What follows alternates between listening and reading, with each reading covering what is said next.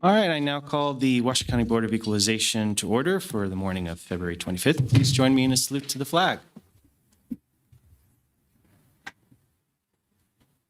Pledge allegiance to the flag of the United States of America and to the republic for which it stands, one nation, under God, indivisible, with liberty and justice for all. Madam Clerk, may I have the roll, please? Of course. Darren McDonald, Chair. Present. Eugenia Bonifant, Vice Chair. Present. Aaron Albright. Present. Robert Lissner. Here. Corinthia Yancey. Present. Our DA today is Herb Kaplan. Present. And I'm Jan Galasini, County Clerk, so you have a quorum. Excellent. Do we have any public comment? There is none.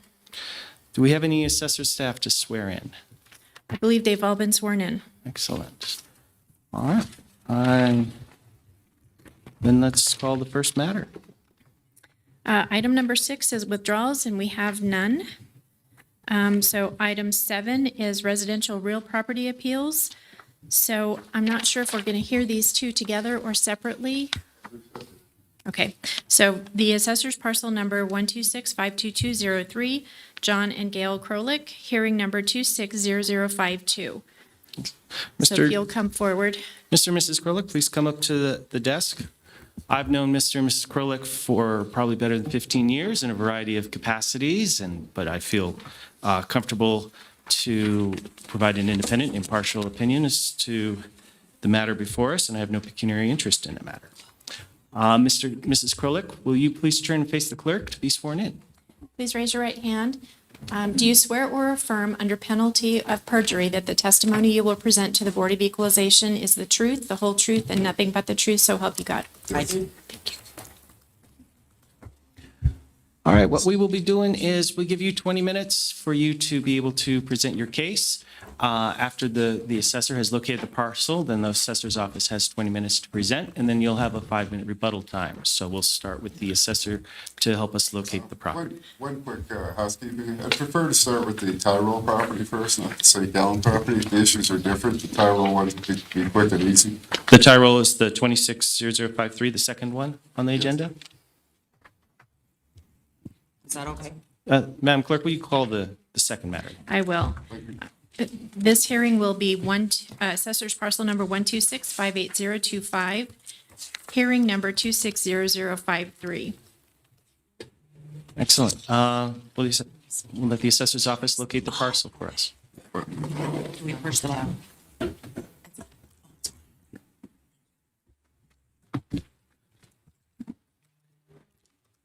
Good morning, Mr. Chairman and fellow members of the board. My name is Ludovina Berrigan, appraiser for the Washoe County Assessor's Office. For the record, I have submitted an additional evidence packet that you should all have received electronically. And I have also submitted an additional 2-page document as additional evidence. This appeal is for hearing number 26-0053.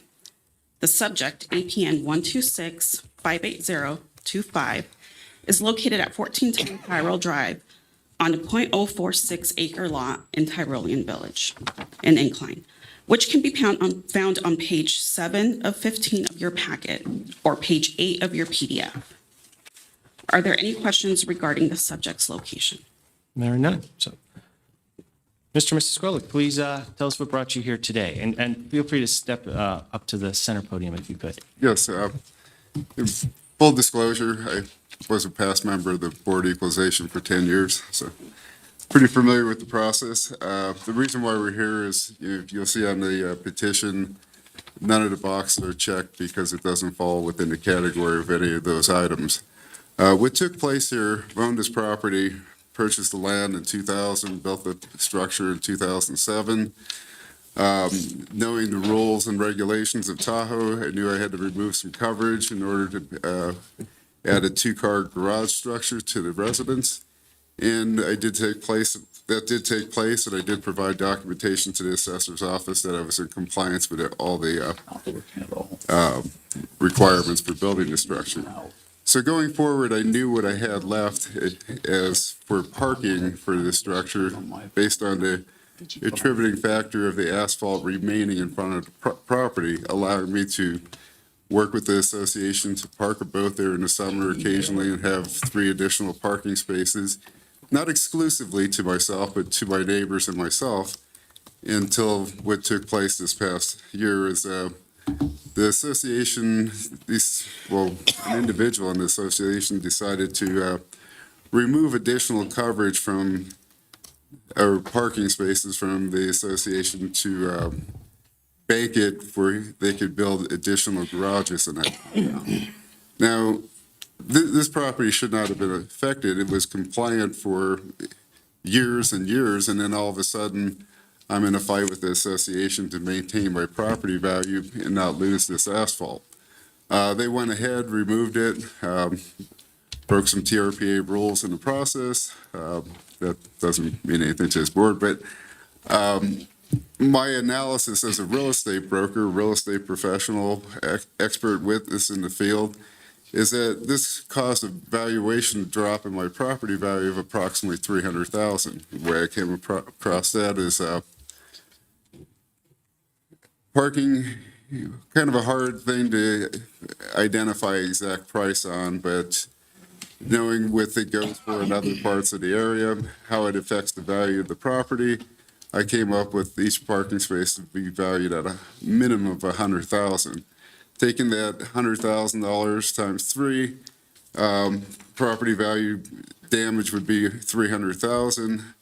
If you take the $300,000 divided by the high number of the assessor's valuation here, 1.7 million, that gives you a 17.3% drop in value. And that's what I'm requesting here today is that, and this, I believe, will be a temporary situation where if we reduce the value during the time frame where I litigate this, because I can't foresee anywhere in this country where you could damage one person's property value in order to improve somebody else's property value. And that's, taking the parking from my house to utilize it to build a garage in front of somebody else's house that's considerably far from the subject property. That's the nuts and bolts of it. It's like, I don't think we need to really dig extremely deep into this. It's pretty obvious what took place.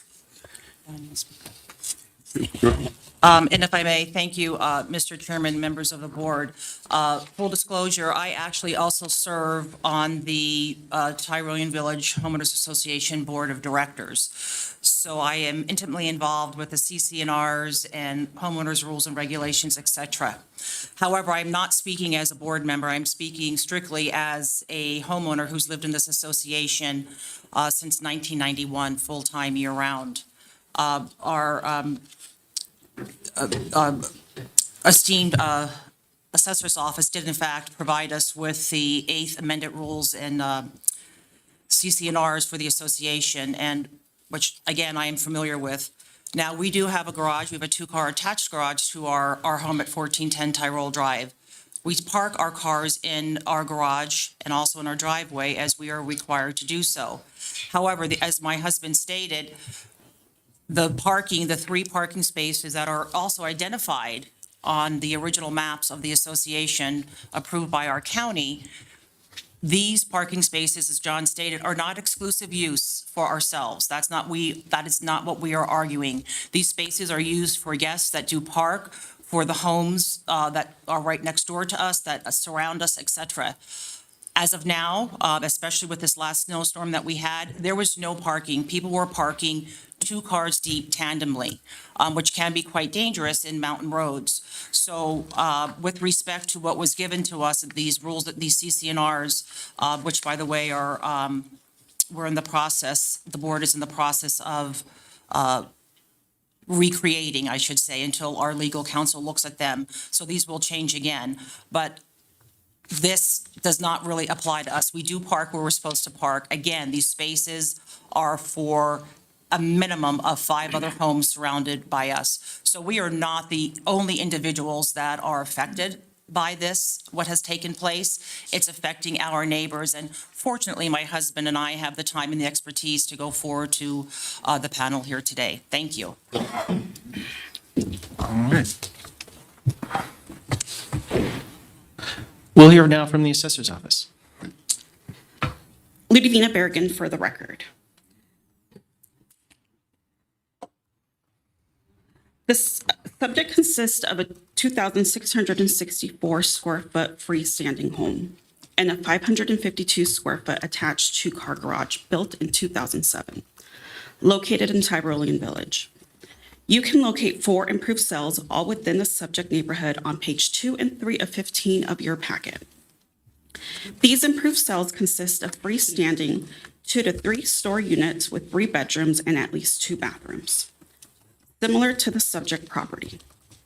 While all improved cells are inferior in size, age, and quality, only IS-1 and IS-3 included an attached garage. Among the improved cells, IS-3 offers the closest match in characteristics and building size, making it the most reliable indicator of market value for the subject property. IS-3 provides the best indication of value at $1,400,000, or $597 per square foot for the subject property. Overall, the sales comparison approach reflects a range of $1,400,000 to $1,705,000, or $597 to $855 per square foot of improved properties. Whereas the subject current total taxable value is at $857,603, demonstrating that the property is significantly below market value. I have also included 3 land sales, which you can find on page 2 and 3 of 15 of your packet. I would like to mention that all land sales provided are also located in the subject neighborhood. LS1 is vacant land parcel located north of the subject on Tyrol Drive. This parcel has steep topography that is typical in the area and has 2,000 square feet of coverage. LS2 is a vacant land parcel that does not include coverage, which would make it a low indicator of value, located southwest of the subject on Stereo Way. This parcel also has steep topography. LS3 is a vacant land parcel that includes 2,300 square feet of off-site coverage, located south of the subject on Lucerne Way. This parcel also has steep topography and direct access off-street. The improved cells are considered inferior to the subject property and support a range of $1,400,000 to $1,705,000. The land sales range in value from $250,000 to $450,000. The subject's land value of $270,000 falls within the lower range and therefore does not exceed full cash value. Based on the analysis of improved sales and land sales, the subject's taxable value of $857,603 is supported and does not exceed full cash value. Therefore, we recommend the board to uphold the current valuation. However, I would like to address the petitioner's concerns, and to help do so, I will refer to the additional evidence that has been submitted. The appellant asserts that the 3 open parking spaces were part of his use. However, he did not provide any documentation prior to this hearing. Pages 1 to 3 of the additional evidence packet contains photographs submitted by the appellant showing the removed parking spaces. Pages 5 through 7 include aerial images, one showing the current view without the spaces, and others from 2021 and 2023 where the spaces were still present. A parcel survey dated July 15th of 2005, found on page 4 of your packet, does not indicate that these parking spaces were part of the subject parcel. The land where the spaces were located falls under Common Area Parcel 126-54034, which belongs to the Tyrolean Village Association. On page 9 of your packet, a survey provided by the HOA confirms that parking existed as of 2024. However, the spaces in questions are not designated for the subject property. For example, spaces to the north are specifically labeled for Unit 1413 Tyrol. A review of the TRPA records and building plans also revealed no additional coverage to support the appellant's claim.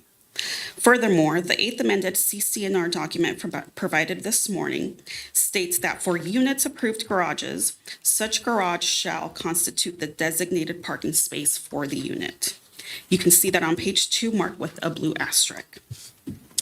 It is important to note that the subject includes an attached two-car garage and a 350 square foot driveway. In conclusion, this matter appears to be a dispute between the owner and the HOA rather than an issue involving values assigned by our office. Are there any questions? Do we have any questions? I just have two. Sure. You're maintained, generally with the homeowners association, the common area is generally held in total by the group, but it's taxed, of course, by, in that way, and usually the taxes are paid by the association. Your position is that whatever happened or didn't happen to these to these parking areas, that's actually a separate parcel, and it's not impacting their actual taxable value. I have that correct, yes? That is correct. Okay. And regarding that parcel, it appears that, or at least the petitioner's position is that the land improvement has been removed. Was there then for that parcel then a reduction in value for the loss of the improvements? On the common area parcel, Correct. that specific part was not part of our role on that common area. So we weren't taxing it So anyway? we were not taxing that part. Okay. It's considered part of the road. Oh, So for assessment purposes, that was not picked up. that's interesting. All right. Any other questions for Ms. Berrien? Thank you very much, Ms. Merkin. Mr. and Mrs. Krolik, you have 5 minutes to rebut. Sure. Just quick statement in regards to that. The association does not pay taxes on the common area. That asphalt, the roads, that's all common area. So the attributing value to that common area is taxed on the residential properties that sit within the association. So that covers that. But going back to the slides, if you could start with the first slide, I want to walk you through for you to have a full understanding of the area, and also to clarify one of the assessor's comments. Starting with the first one, that's the parking spaces there with the boat parked across it in the summer. I was to provide a letter from the association showing that I had was authorized to park that boat there in the past. Unfortunately, the manager of the time, his daughter was in the Olympics and wasn't able to get in touch with him to get a copy of that. My email's vast. There's over 400,000 emails. I couldn't find it buried in there. So if it was forwarded to an attorney in the past, it's like it's going to take a long time to dig it up. Moving forward at the slides, that's the destruction of them tearing out the asphalt in front of my structure. Moving forward, that's the spot that I remediated where I took out the asphalt in order to construct the structure with the two-car garage. So that was me being compliant, following TRPA regulations, and setting this property up for maximum valuation going forward. It was originally to be a spec house. I got caught up with 08. Moving forward, next slide. Next slide, that's just...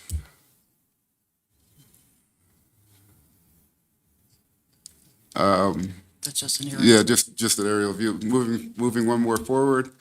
That's my 20-foot box trailer in that parking area that's utilized by my real estate company to help clients move when they sell their house. Moving forward. Wait, if you would go back one slide. Now, if you would please take note, across the street, you'll see houses right there. They do not have a garage. There's 2 homes over there. They do not have a garage, and they're on a very steep uphill lot. Where that white box trailer is, where it's not there normally, it's normally there for 48 hours or less. They will park in that area. Again, we're not arguing, this is our exclusive parking area. Neighbors use this for when they have guests, etc. And now there is nothing, no guest parking of any kind in this area. Okay, continuing forward. One more slide forward. That's the coverage calculations that they needed to become compliant with TRPA in order to bank coverage for future garages. Continuing forward. But history of the garage program was asphalt to be removed nearest where that structure was going to be constructed. We never banked coverage in the past. And then this is the layout of where my structure is, and the yellow is the 3 parking spaces. But to address one more item before I finish, the assessor provided additional evidence, which was the CC&Rs. That parking is a attributing factor to the value of that property. The CC&Rs only guarantees 1 parking space per unit. If you were to buy a different unit, the value of that other unit would be different. It would be impacted by the fact that, 1, it doesn't have a garage. That's probably several $100,000 in price valuation.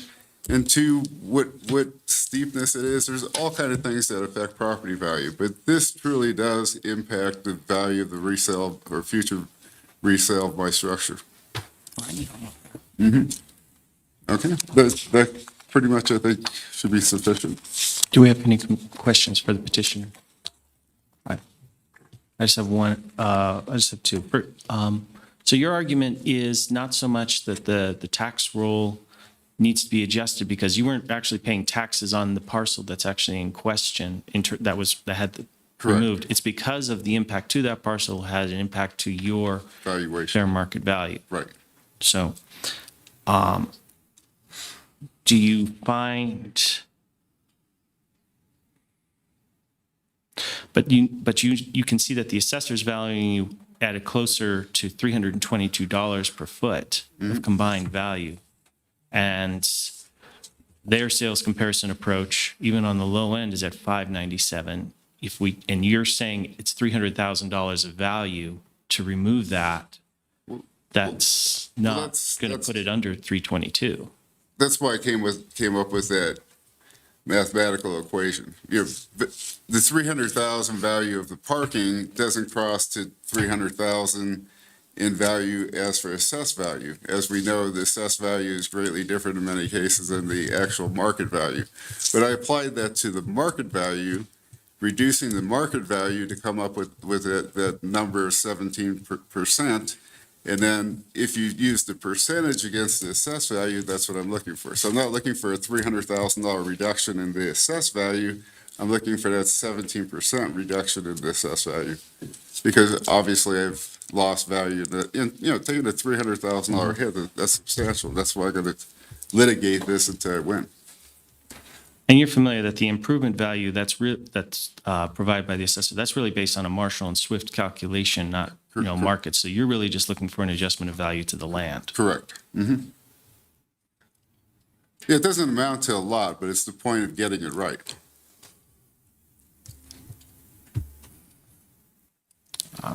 Is there anything else you want us to know? No, I think that should cover this perfectly. All right. Any other questions for the petitioner? All right, we'll take this back for deliberation. Any discussion?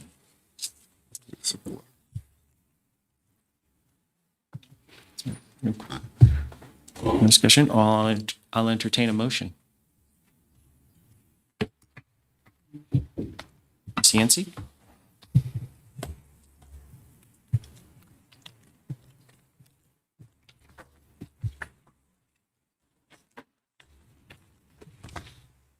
Well, let me jump in.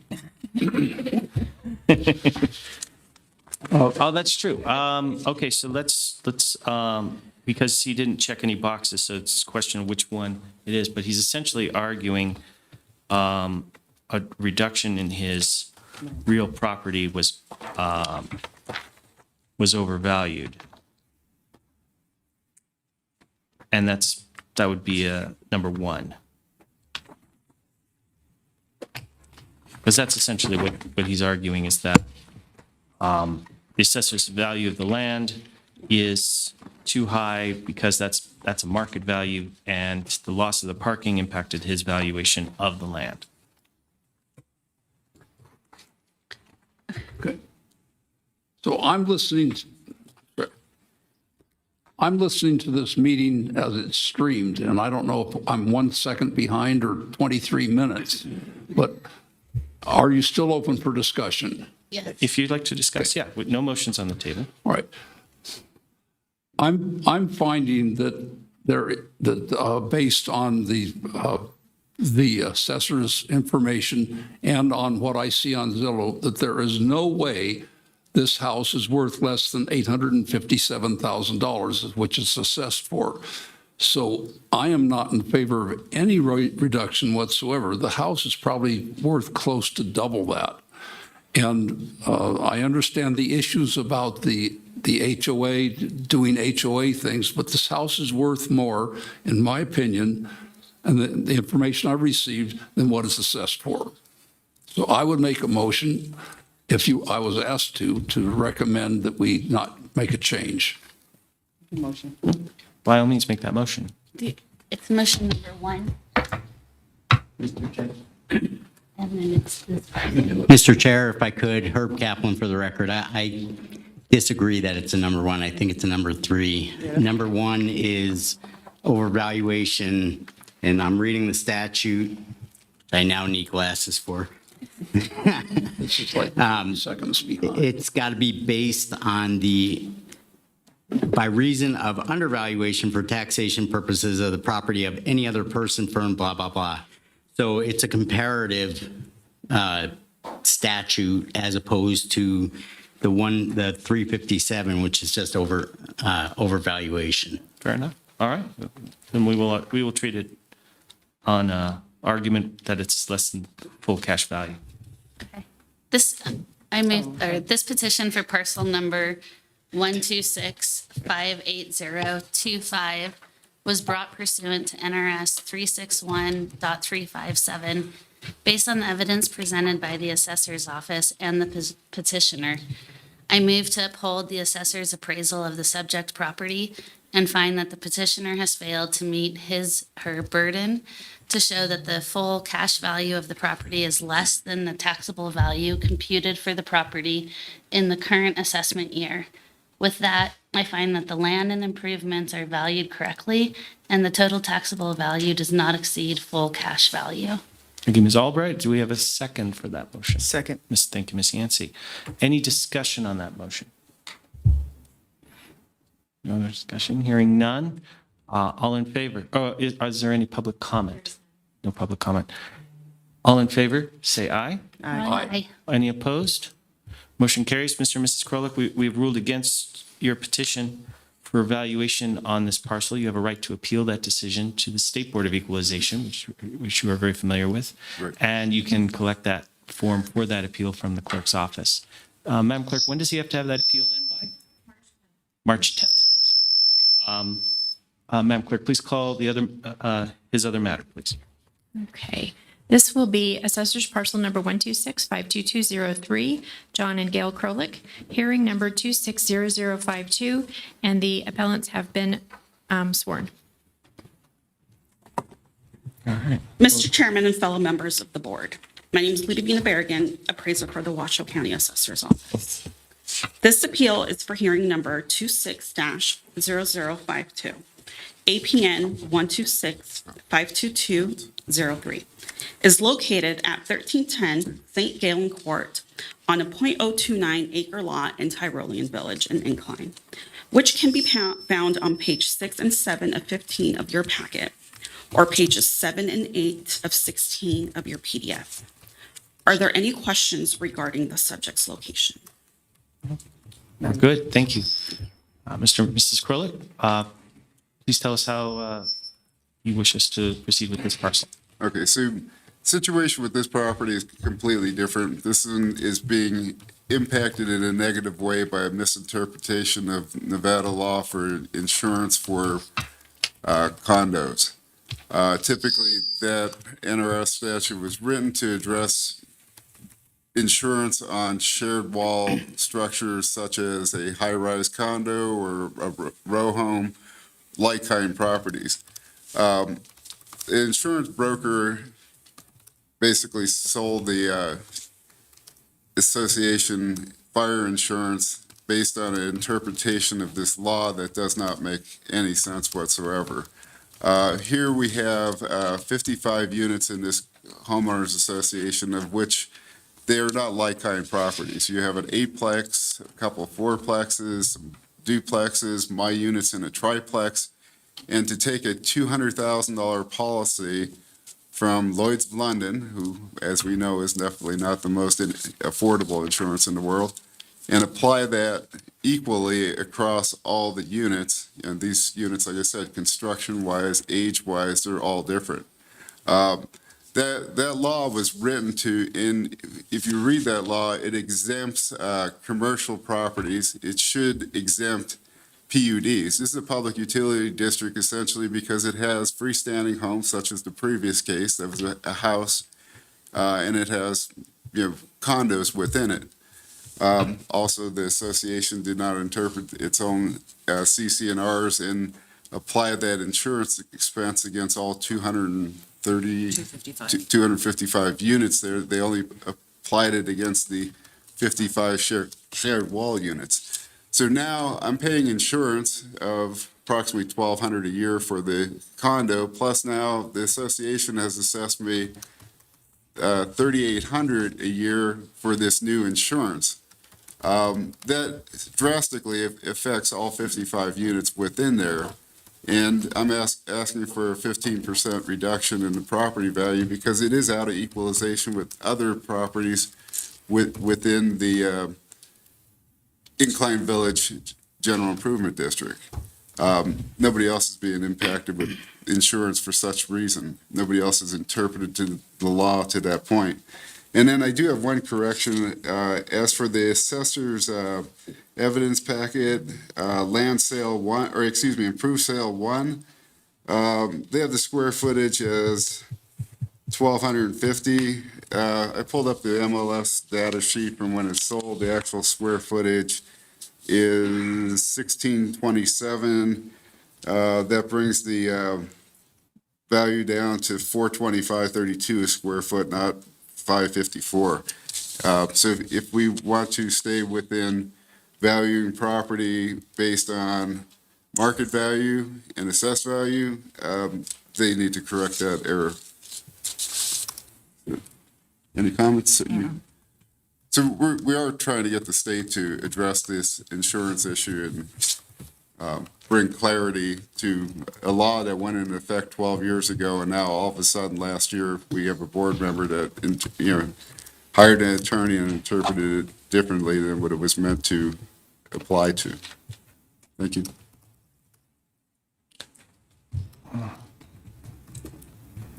Ms. Berrigan, we'll hear from you. Ludivina Berrigan for the record. The subject consists of a 1,688 square foot, two-story inside attached unit, townhome, and a 484 detached two-car garage built in 1981. All attached units in this neighborhood have been adjusted with a 15% downward adjustment to reflect the inferior style when compared to the freestanding detached units. 4 improved cells within the subject neighborhood were analyzed to test the subject's current values. These improved cells, located on page 2 and 3 of 15 of your packet, consist of attached two-story units with 3 bedrooms and at least 2 bathrooms, similar to the subject property. While all improved cells are similar to or superior in size, age, and quality, only IS4 includes an attached garage. Among the improved cells, IS2 is considered the most reliable indicator of value due to its similarity in land size, quality, age, and building size. The primary difference is the absence of a garage. IS2 provides the best indication of market value at $765,000 or $466 per square foot for the subject property. Overall, the sales comparison approach reflects a range of $692,000 to $1,345,000, or $466 to $726 per square foot for improved properties.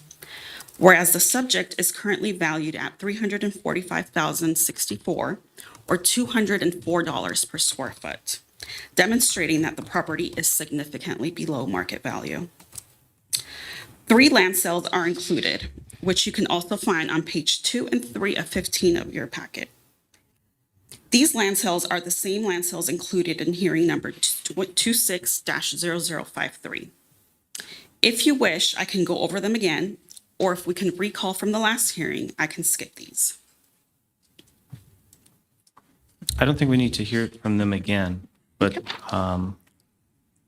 petitioners also suggested that the roll is incorrect regarding the square footage of his property, and you do have an improved sale that's closer in value to that.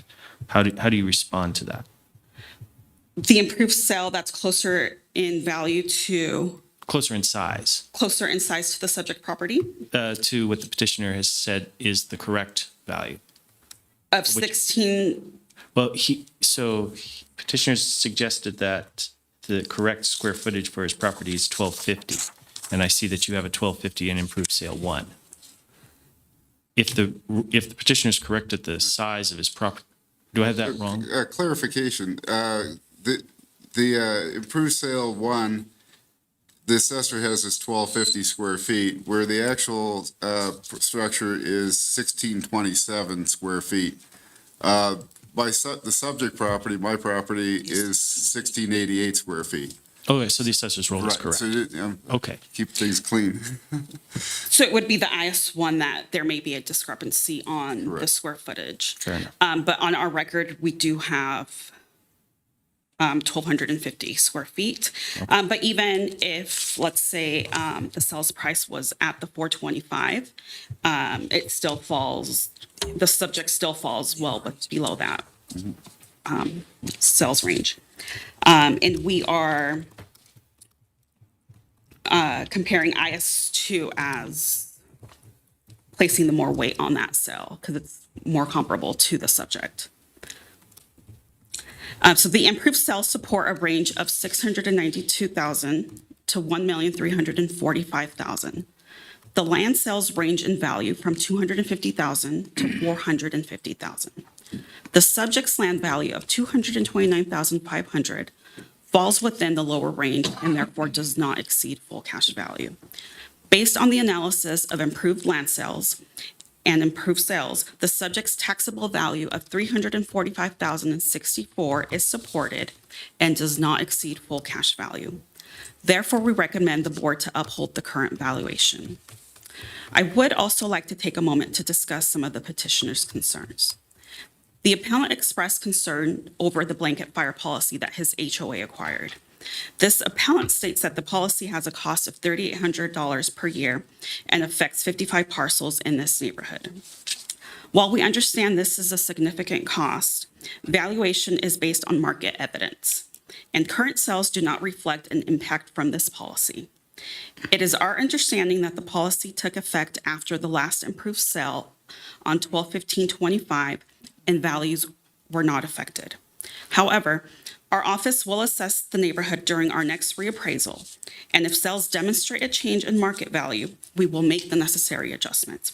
While HOA insurance costs are outside of the scope of valuation, we will monitor market trends during the next reappraisal cycle. Are there any questions? You led off with indicating that you'd already adjusted the property values down by 15% for the whole community. Is that correct? For the attached units, For the attached units? Okay. correct. All right. Could you explain why? This adjustment was put in place years ago, back when we had more sales data to be able to compare the difference between the freestanding units compared to the attached units. Thank you. Thank you, Ms. Berrigan. Mr. and Mrs. Krolik, you have 10 minutes for rebuttal. So, first thing is the land sales. These land sales should not be used when it comes to valuing the land of a condominium. These are lots that are set aside for freestanding condos or freestanding homes. You should have land sales somewhere for a multifamily lot where you could take the value of that lot and break it into how many units that lot will support. So I think that's a disservice to use these land sales, but I understand where the assessor is because there isn't that much activity, so you have to pull from somewhere, but somewhere within the community, there's a multifamily lot that should be used as the example to break down against. And then as for the quote that, yes, there hasn't been any recent sales since this insurance went into place, and they have addressed it in the past as that 15%. So maybe my 15% is a little high, but there should be an adjustment of some percentage for the impact of this insurance until we get our legislation to address the idea that this has been misinterpreted. No. This is why we have a board equalization. This does not fit the normal box of appraisal. You can't expect your appraisers to pick up on items such as this, but these do affect valuation of property. Thank you. Yes, are there any other questions from the board for the petitioner? Questions? I just have a couple. You indicated that the land sales that are being used are inappropriate because it's because they're single-family home parcels and not multifamily parcels. Correct. In your experience as a real estate broker, a multifamily parcel is worth therefore more or less than a Well, single more as a whole, because it could support multiple units, but less as an individual lot underneath that multifamily unit. after it's subdivided. Correct. Right. And what percentage would you say that would normally be? I wasn't prepared to do an analysis on that. That would take me a couple hours. No, I understand that. And you may want to do that in the event that you Yeah, I further think, once pursue this again, case. this may not be the format to address these, and having been in your seat for years, I know what the state's ability is at that level, so, yeah. Yeah, sure.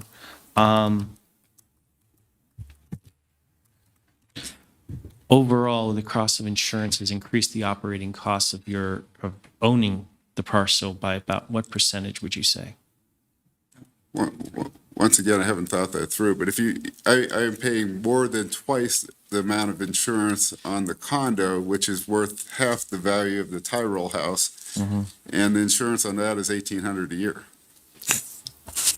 Mr. Chairman, if I may, what we're finding also in the real estate community up in the Incline Crystal Bay area right now is that there are actually some condominiums and/or single-family residences where their insurance is costing more than the actual property taxes.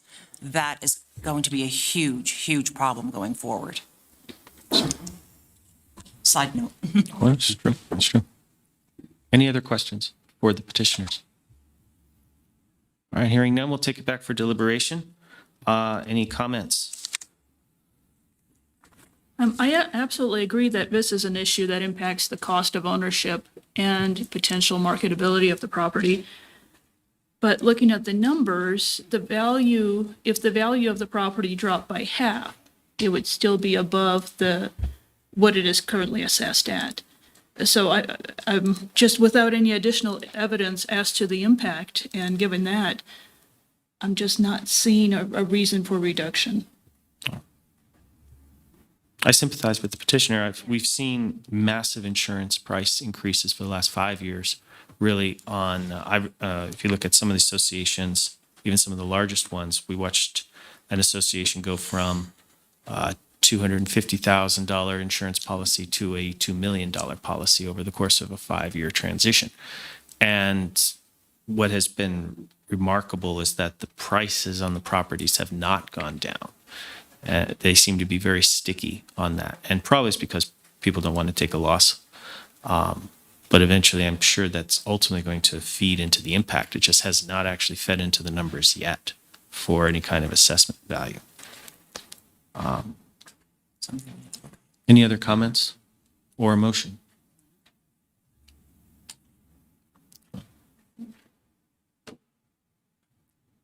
Corinthia Yancey for the record. I guess I'm trying to evaluate the difference between your petition. You mentioned some things in the beginning about the insurance, and I just want to make sure that I'm on the same page. Insurance is outside of the tax, correct? Correct, yeah. So I just wanted to make sure I understand that difference. And like I said, I agree with him with sympathizing with the insurance, but I don't see any issue with the assessor. May I comment? Not yet. We'll hear from you, yes. No, my comment in regards to that is when the mass appraisal technique takes into consideration the value of other like-kind properties within that community. The other associations in that community are not suffering from such exorbitant insurance costs for a reason that insurance law was not applicable to. So this takes this property outside of equalization with other like-kind condos within that community. That's the argument.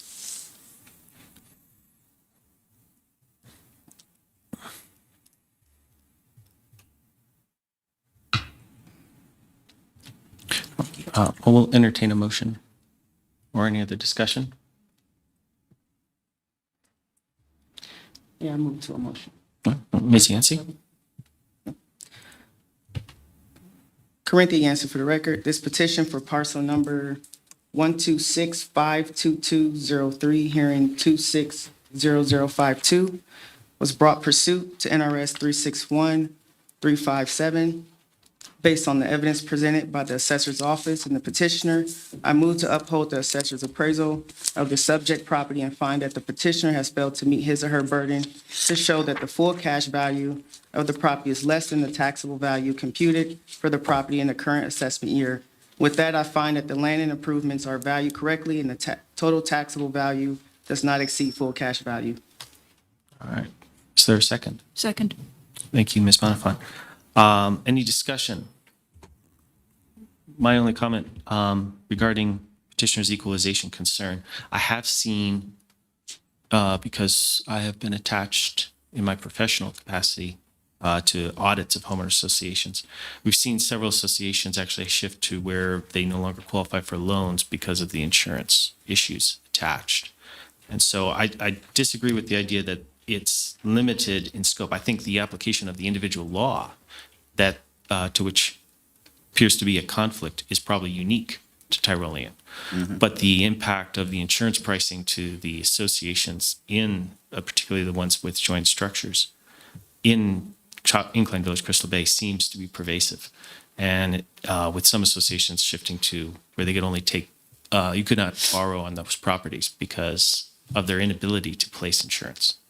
So it's a very large community impact, and we're just waiting to see when prices adjust, I think. Those are my only comments. And any other discussion on the motion? Any public comment? There is none. All in favor, say aye. Aye. Aye. All opposed? Motion carries. Mr. and Mrs. Krolik, again, we've ruled against you, but you have a right and quite possibly a couple of those analysis that we suggest you might want to do if you did choose to appeal before the State Board of Equalization, I think would be of use to you to help provide more clarity in terms of what you see as the impact in price value, even though it has not yet appeared. Because it certainly, I think everyone on the board understands that there will be an impact. So anyway, you have again until March 10th to submit that application. Thank you very much for your Thank you, time. appreciate it. Thank We you. knew this is the first step. No, that's fair. Yes, you have. Well, and in recognition, Mr. Krolik got to enjoy the period of time when the county had a very different assessment method. And they went through many hearings and filled this room with hearings. So I appreciate that. Thank you. All right. Madam Clerk, will you please call the next matter? We will move on to agenda item number 8, commercial real property appeal. This is assessor's parcel number 082-49202. Joy and Joe Panicaro, hearing number 260006, and the appellant is present and will need to be sworn. All right, good. Mr. Panicaro, welcome. Do you need some time to prepare and organize yourself? Yeah, to set up, thank you. All right. We're going to adjourn for 5 minutes.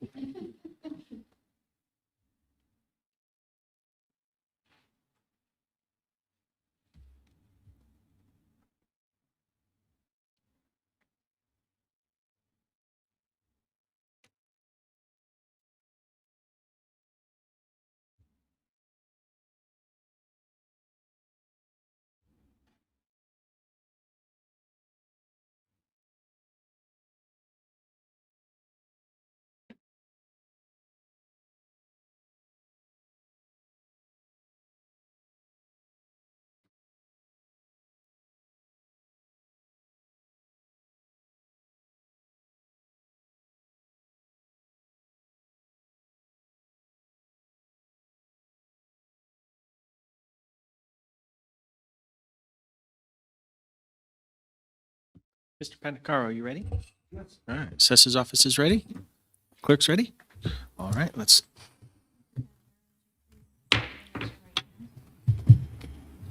Or affirm under penalty of perjury that the testimony you are about to present this Board of Equalization season is the truth, the whole truth, and nothing but the truth, so help you God. Absolutely. All right, Mr. Pandacaro, we're going to start. We'll have the assessor first identify and locate the property for us.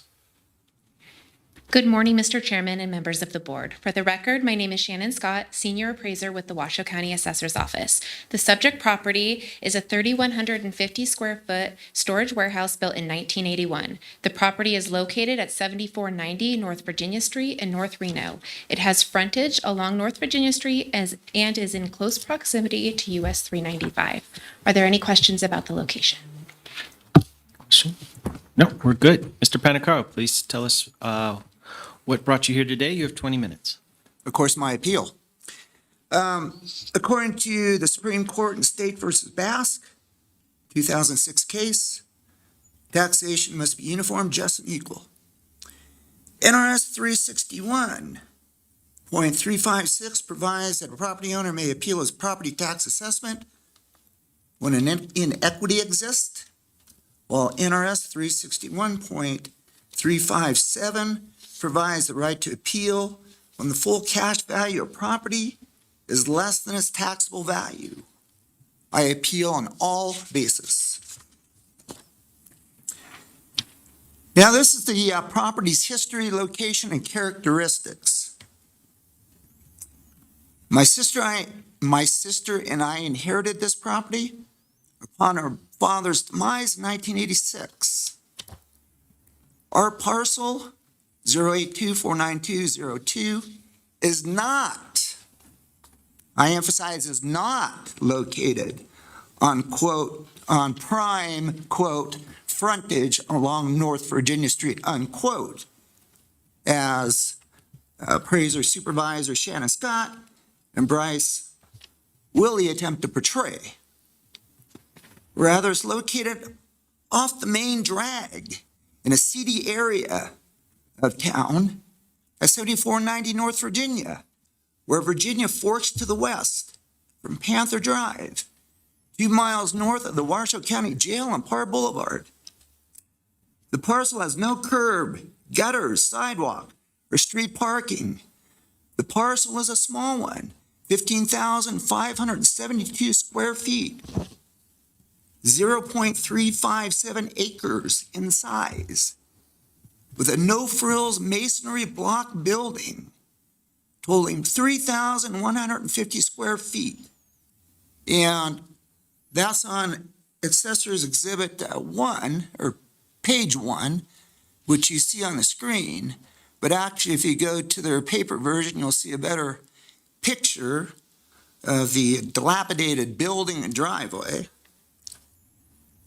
The parcel sits on a plateau high above Virginia Street. The driveway is steep and narrow, making it inaccessible to delivery trucks. And you will see that. I assume each one of you have my appeal brief. We do. And you will see a letter from the tenant at Exhibit 2. And if you need to find any exhibit, you'll see an exhibit list on page 20. The property's asphalt has never been replaced and has been deteriorating with cracks and holes visible throughout. The building was constructed in 1981 and is categorized as a Class C, low-quality 406 storage warehouse. The typical life of low-quality Class C buildings are 40 years. This one's 45. The 45-year-old building has a concrete slab floor, space heater, and unfinished interior. During storms, rain permeates the block walls, and water runs into the building from underneath the doors. The building had graffiti painted on it, and its metal doors damaged when thieves apparently used crowbars in an attempt to pry them open to break in and rob the place. The building has bars on the windows. And as I'll address, the property has many physical restrictions, severely limiting its expansion and use. Number one, according to law, the property is entitled to a reduction for a public easement, which was overlooked the past 45 years. A public drainage easement is present on the rear of the property. The easement is 5 feet by 125 feet, encompassing 4% of the property's total square footage. And you'll see that on Exhibit 3. When I met with Willie and his supervisor Scott on January 12, 2026, to discuss this property's assessment, I was greeted at the counter and asked if we were going to go to a conference room. And Mr. Wiley said, no, we're going to just talk at the counter. So we proceeded to the end of the counter, sat down. Wiley sat down, arms crossed, very smug look on his face, hostile and abrupt. Said, what do you want? He flatly refused to apply any reduction to the easement. It was only, and at that point, I immediately filed my appeal and did a public records request pursuant to NRS Chapter 239 for all records used in assessing this property's value. And it was only after I filed the appeal that the assessor's office is now recommending a 5% reduction for that easement. NRS 361.2271A1 mandates that when determining taxable value of land, it, quote, shall, unquote, be appraised by considering, quote, any legal or physical restrictions upon the land's use. Well, obviously, Mr. Wiley doesn't care about what the law says. Now, so that's one issue. The other issue, big issue, the city owns a right-of-way, which when utilized would essentially landlock my parcel. Over the course of time, my parcel was given a 25% reduction for access and 25% reduction for topography. And you'll see that in a former appraisal record, which is found in Exhibit 4.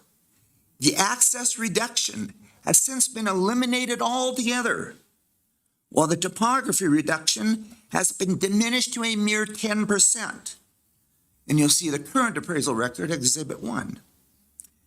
Yet the property's characteristics have not changed over the last 45 years. In attempting to explain why the access reduction was eliminated, Supervisor Scott told me that this was due to the property having a driveway. The property's had a driveway ever since 1981. According to records on file with Washoe County, there exists a right-of-way between Virginia Street and the front property line of my parcel where the property is accessed. The right-of-way is a strip of land 50 feet in width, owned by the city and reserved for the widening of Virginia Street. And you'll see that on Exhibits 3 and 5. 5 has a red shadowed area which indicates city-owned property. According to a topography map obtained from Washoe County, the front property line of my parcel sits at an elevation of 5,194 feet, whereas the portion of Virginia Street running parallel below it sits at an elevation of 5,182 feet, a 12-foot drop. And you'll see that in Exhibit 6. A photo taken by the City of Reno shows this dramatic drop in elevation between the Virginia Street level and the storage trailers above, sitting at the edge of my property line. The land with sagebrush appearing on the bank in front of the trailers is the city's right-of-way, and you'll see that photo at Exhibit 7.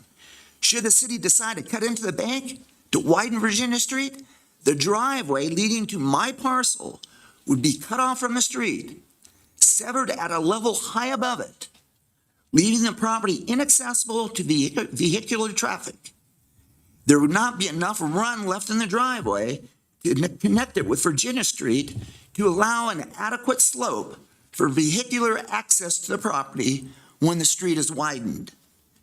As it currently stands, my driveway is very steep, making it inaccessible to delivery trucks, according to the tenant's letter, which you'll see at Exhibit 2. According to Mr. Wiley, my property currently has, quote, 18-foot fall to the roadway, unquote. And you will see that in Assessor's Evidence, page 3, under comments, under LS4. Access to the front property line, or access at the front property line, is the only vehicular route available to my property. So big problem there. And never accounted for. The vacant parcel next door to mine sold for $3.15 a square foot, whereas my parcel is appraised at $6.50 a square foot.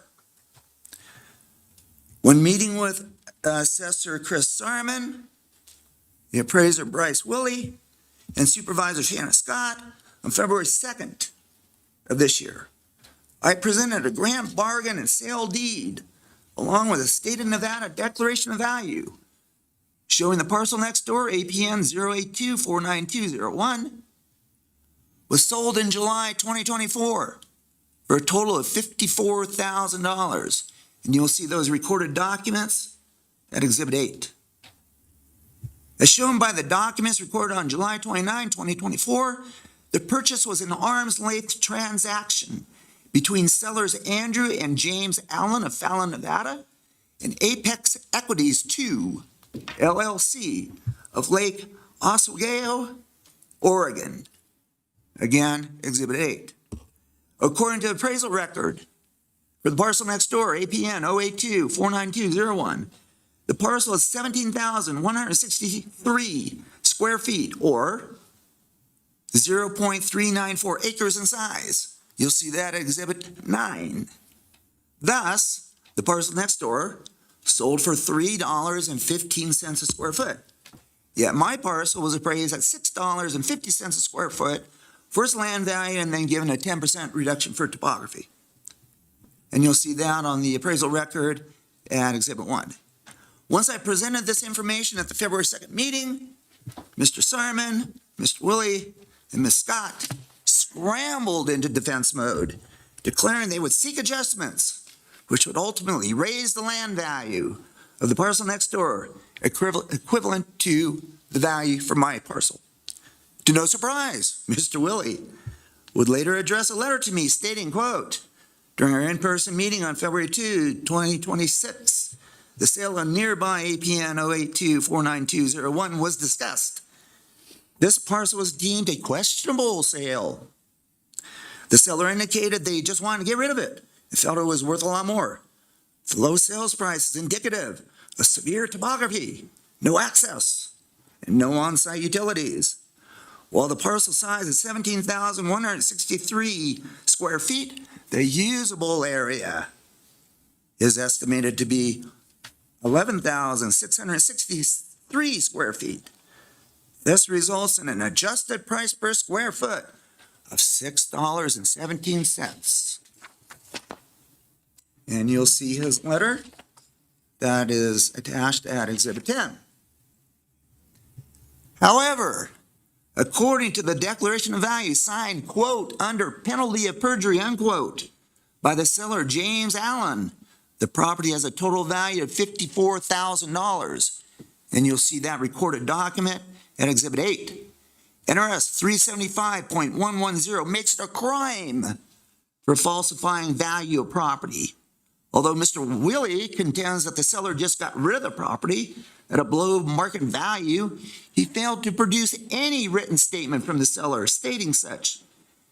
The only statement that appears in the record is the one made by Allen, quote, under penalty of perjury, unquote, pursuant to statute. Although Mr. Willie states that, quote, the unusable area is estimated to be 11,663 square feet, unquote, he failed to state why the remaining 5,500 square foot is unusable or how he arrived at the estimated amount.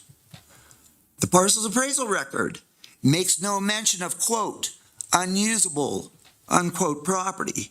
As far as utilities, the parcel's appraisal record states under property characteristics that has municipal water and sewer, although Mr. Wiley states the parcel has no access.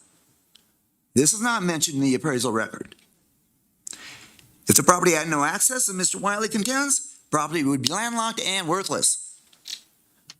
Parcel next door, 082-492-01, located at 7450 North Virginia Street, is currently listed for lease build to suit by Stark Accelerators Commercial Real Estate.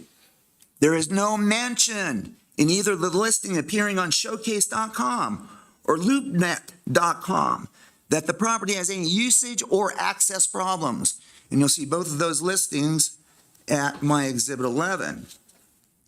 On February 10 of this year, I spoke with the property's listing agent, Adam Carlson from Stark. Carlson was unaware of any usage or access problems with the property.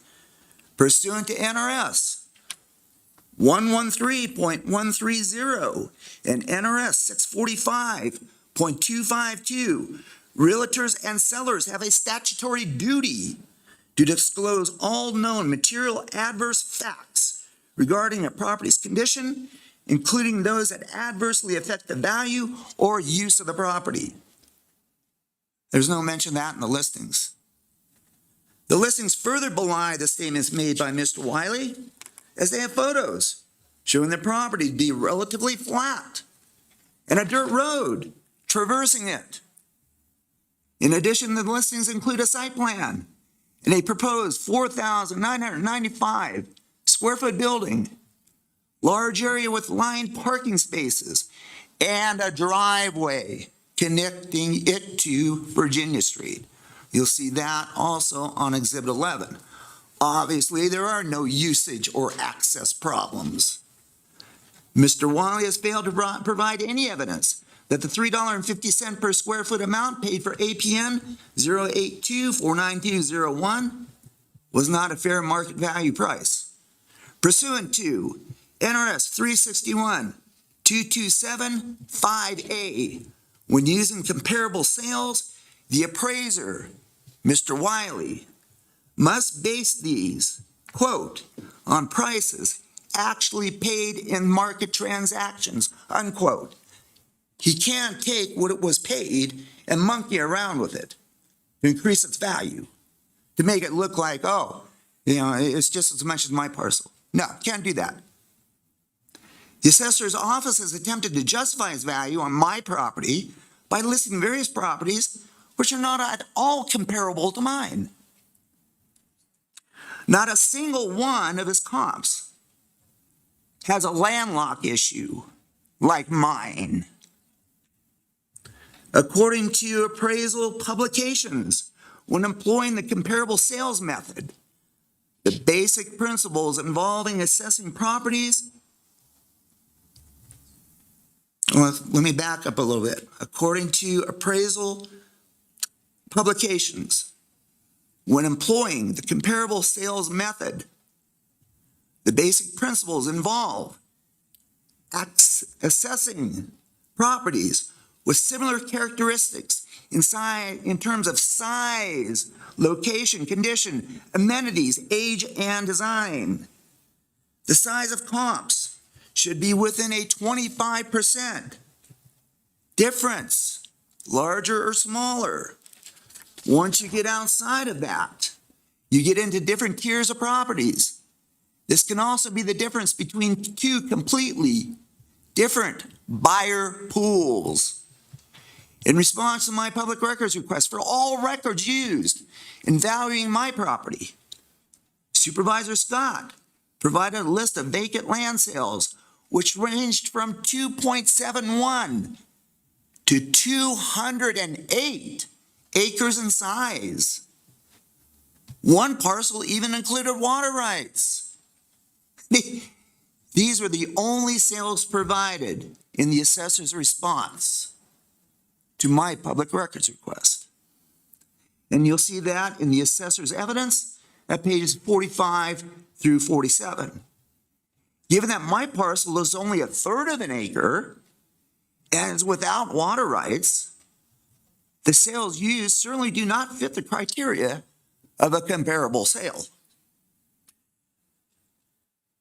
Since I pointed out these size discrepancies during the February 2nd, 2026 meeting, Mr. Wiley now attempts to beef up his argument, justifying the value set on my property by presenting additional newly disclosed sales in his assessor's evident packet. The land sales range between 0.39 to 4.02 acres in size, the smaller parcel being the one next door to mine, which Mr. Wiley deemed, quote, an invalid sale, unquote, and has given, quote, no weight to it, unquote. Mr. Penacaro, your time's expired. We're going to increase your time for another 10 minutes to allow you to wrap up. Thank you, appreciate that. Once again, with the exception of land sale number 5, the parcel next door to me, these sales do not fit the 25% larger, smaller criterion. While my parcel has a type SF3 classification listed on its appraisal record, land sales 1, 3, and 4 are not a type SF3. Land sale 4 is in tax district 4020, neighborhood CAAU, while my parcel is in tax district 1000, neighborhood GAKU. Land sale 1 has numerous amenities, including chain link fencing and carport. Well, mine doesn't have that. Wiley now presents for the first time via his assessor's evident packet improved sales. Each of the improved sales, 1 through 5, are located in different neighborhoods than my property. Land sale 2 and 3 are even located in a different city, Sparks, Nevada. Each of the improved sales have gross building size much larger than my building, which is 3,150 square feet. Improved sale 5 is nearly double the size. It has a gross of 6,800 square feet. While my property has a zoning MS, the improved sales have zonings of MD-ID, I, PD, MU, and MF21. Improved sale 1 has a refrigerated cooling package. Improved sale 2 has chain link fencing, concrete curbing. Improved sale 3 is pictured with a striped parking lot, tile roofing. Improved sale 4 has heating and cooling, yard improvements, wrought iron fencing, striped parking lot, window iron awnings. Improved sale 5 has chain link fencing and 12,720 square feet of asphalt compared to my property, which has 3,400 square foot of deteriorating, never been replaced 45-year-old asphalt. These improved sales do not fit the criteria for comparable sales either. Obviously, Mr. Wiley is reaching out in desperation, attempting to justify his inflated value of my property. Wiley's income approach to value is just as disingenuous as its comparable sales analogy. Mr. Wiley even admits to the problems associated with his income approach, stating that since, quote, pure properties to the subject are most frequently purchased by owner users, there is a very limited pool of peers sold as investments, unquote. And you'll see that on Assessor's evidence at page 1 under conclusions. By virtue of his own omission, Mr. Wiley should not have calculated his cap rate using other properties and dividing their net operating income by their purchase price. As Mr. Wiley acknowledges, many buyers are not purchasing real estate for investment purposes, but rather for locations from which to operate their own businesses. Prime examples of his erroneous calculations are found in his cap rate analysis, where he computes cap rates of 4.50% and 4.75%. You see that in Assessor's evidence on page 10. Given the rate for a 10-year U.S. Treasury bond in spring of 2024 was hovering around 4.70% when these purchases were made, who in their right mind would forego such a risk-free investment and instead purchase real estate with all its risk and headaches for a similar or lesser rate of return? Makes no sense. The U.S. Treasury bond is referred to as a free, risk-free rate. Treasury bonds are backed by the full faith and credit of the U.S. government. Research reveals that the four sales Wiley used to develop his cap rate are not comparables at all to my property. His 1755 Heimer Avenue sale is located in a different neighborhood, different tax district, and even in a different city, Sparks, Nevada. Its zoning, is different than my zoning, as is its type SF2 classification. The Heimer property is located in the heart of Sparks industrial area, where the street intersects Rock Boulevard. Its building has a tile roof, air conditioning, front entry reception areas, updated electrical. The Heimer property has, quote, 2 rare enclosed yard spaces located on the backside of the property, storage, shop, alley access, unquote. And you'll see that in a former listing by LoopNet at Exhibit 13. Wiley's next sale on his list is, quote, 1505 Mill Street, unquote. However, there is no such address on Mill Street. When running the parcel's APN number, the address 2505 Mill Street comes up. This property is home of West Marine, in front of the Grand Sierra. The Mill Street property is located in a different neighborhood and different tax district than my property. The zoning MU and type SF are different than my property.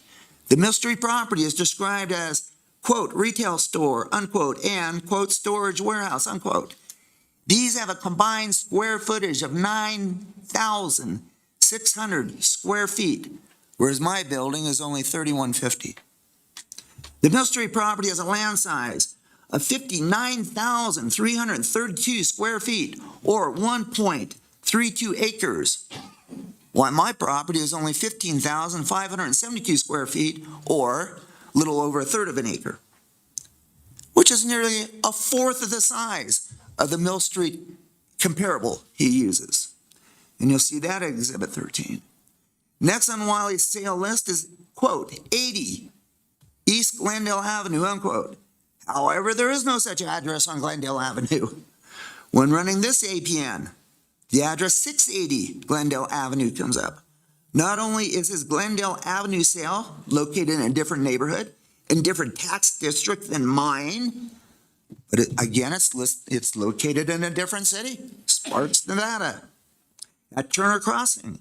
It has a zoning I and a type SF1, both different than my property. The Glendale property lists a total of 11,200 square feet of rentable building, whereas my property has a mere 3,150 square feet. According to LoopNet listing, the Glendale property has, quote, large annual rent escalations, unquote. My property has no rent escalations, let alone a large one. The Glendale property is triple net leased, whereas my property is not. The Glendale property is beautifully landscaped with bright green, well-manicured lawn, flowers, bushes, both evergreen and deciduous trees. My property has dirt and sagebrush. And you'll see that at Exhibit 13. The final Sarah Wiley uses to establish its cap rate is, quote, 600 Spokane Street, unquote. This property is across the street from Ramada Inn. The Spokane property was constructed in 2024, 43 years earlier than my building. The Spokane property has a gross building size of only 2,400 square feet and is located on a parcel of land which is 7,000 square feet or 0.161 acres in size, as opposed to my building, which is 3,150 square feet, located on a parcel of land 15,572 square feet or 0.357 acres in size. Well, we don't have the 25% differential. So there again, it's not a comparable. The Spokane property has a zoning MU and type SF6, both different than my property. Absent from Wiley's income approach analysis is any breakdown of how his NOI figures were compiled. And there's absolutely no supporting documentation verifying the NOI figures. When I asked Supervisor Scott to provide me with breakdowns and verifying documentation for these NOIs, she could not. Mr. Penacaro, will you please wrap up in the next 2 minutes? Okay, thank you. No investor in his right mind would accept an NOI without seeing a breakdown and verifying the amount through supporting documentation. Without such, anyone can falsify an NOI, manipulating the calculation to arrive at the cap rate of their choosing. According to appraisal publications, quote, it is crucial to see how a comparable property's net operating income was derived and to verify it. Verified data ensures that operating expenses are not underestimated and income is not overstated, allowing for accurate valuation, risk assessment, and comparison. Cap rates give insight into risk and return metrics. Low cap rates suggest higher value, often meaning lower risk. They reflect investor confidence in property, stability, and performance. Although Wiley has access to property taxes paid on my property, he failed to use these, but instead used an arbitrary figure of 10% instead. Wiley assigned a paltry 5% management fee to his operating expense figures.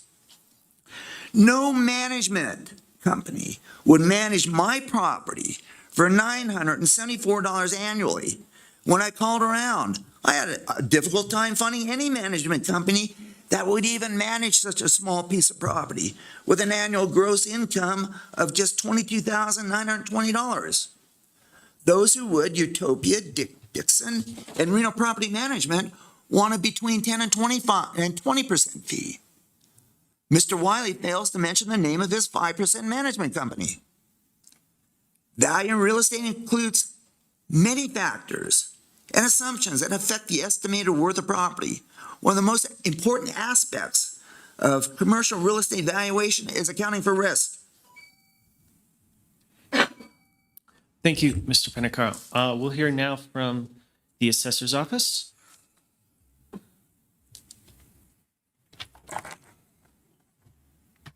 For the record, my name is Shannon Scott, and I am a senior appraiser with the Washoe County Assessor's Office. I'm a state-certified tax appraiser holding 2 bachelor's degrees in both accounting and finance.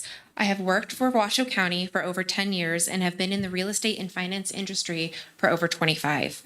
I'd like to start with a brief background of the subject property, its characteristics, and the prior 2024 county and state board hearings. The property is a 3,150 square foot storage warehouse built in 1981. It is costed as a low-quality masonry block building with space heat.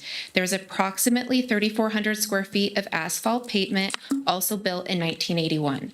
As the improvements are 45 years old, they are receiving 67.5% depreciation. There is no curb, gutters, or sidewalks, and as such, it is not being costed on our assessment roll. Prior to 2024, there was a downward 50% adjustment being made to the land for access and topography.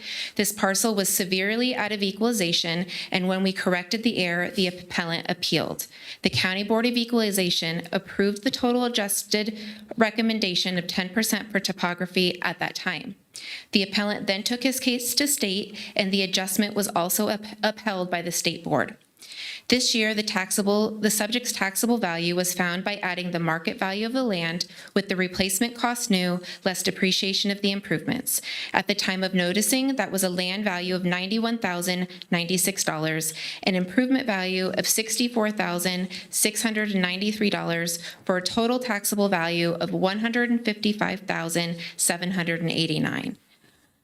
During our discussion with the appellant, he indicated that a drainage easement not found on our parcel map existed. The easement was confirmed to be 625 square feet, or 4% of the overall parcel size.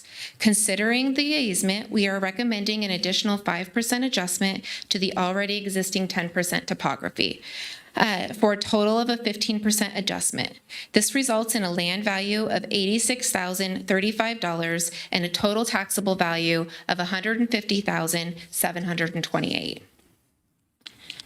Access adjustments are only applied to parcels where an access detriment exists. This parcel has direct access to North Virginia Street and suffers no detriment. As you can see from the imagery above, the subject parcel is pretty much being used in its entirety. The existing 10% topography adjustment reflects the low to high change in elevation across the parcel and considers the 5 to 6 foot grade through the right-of-way into the subject's parking lot. I have personally visited the subject and neighboring parcels and feel the 10% adjustment is appropriate. We use the modified cost approach to value this parcel. However, after appeal, as a test of value, we also performed a sales and income approach.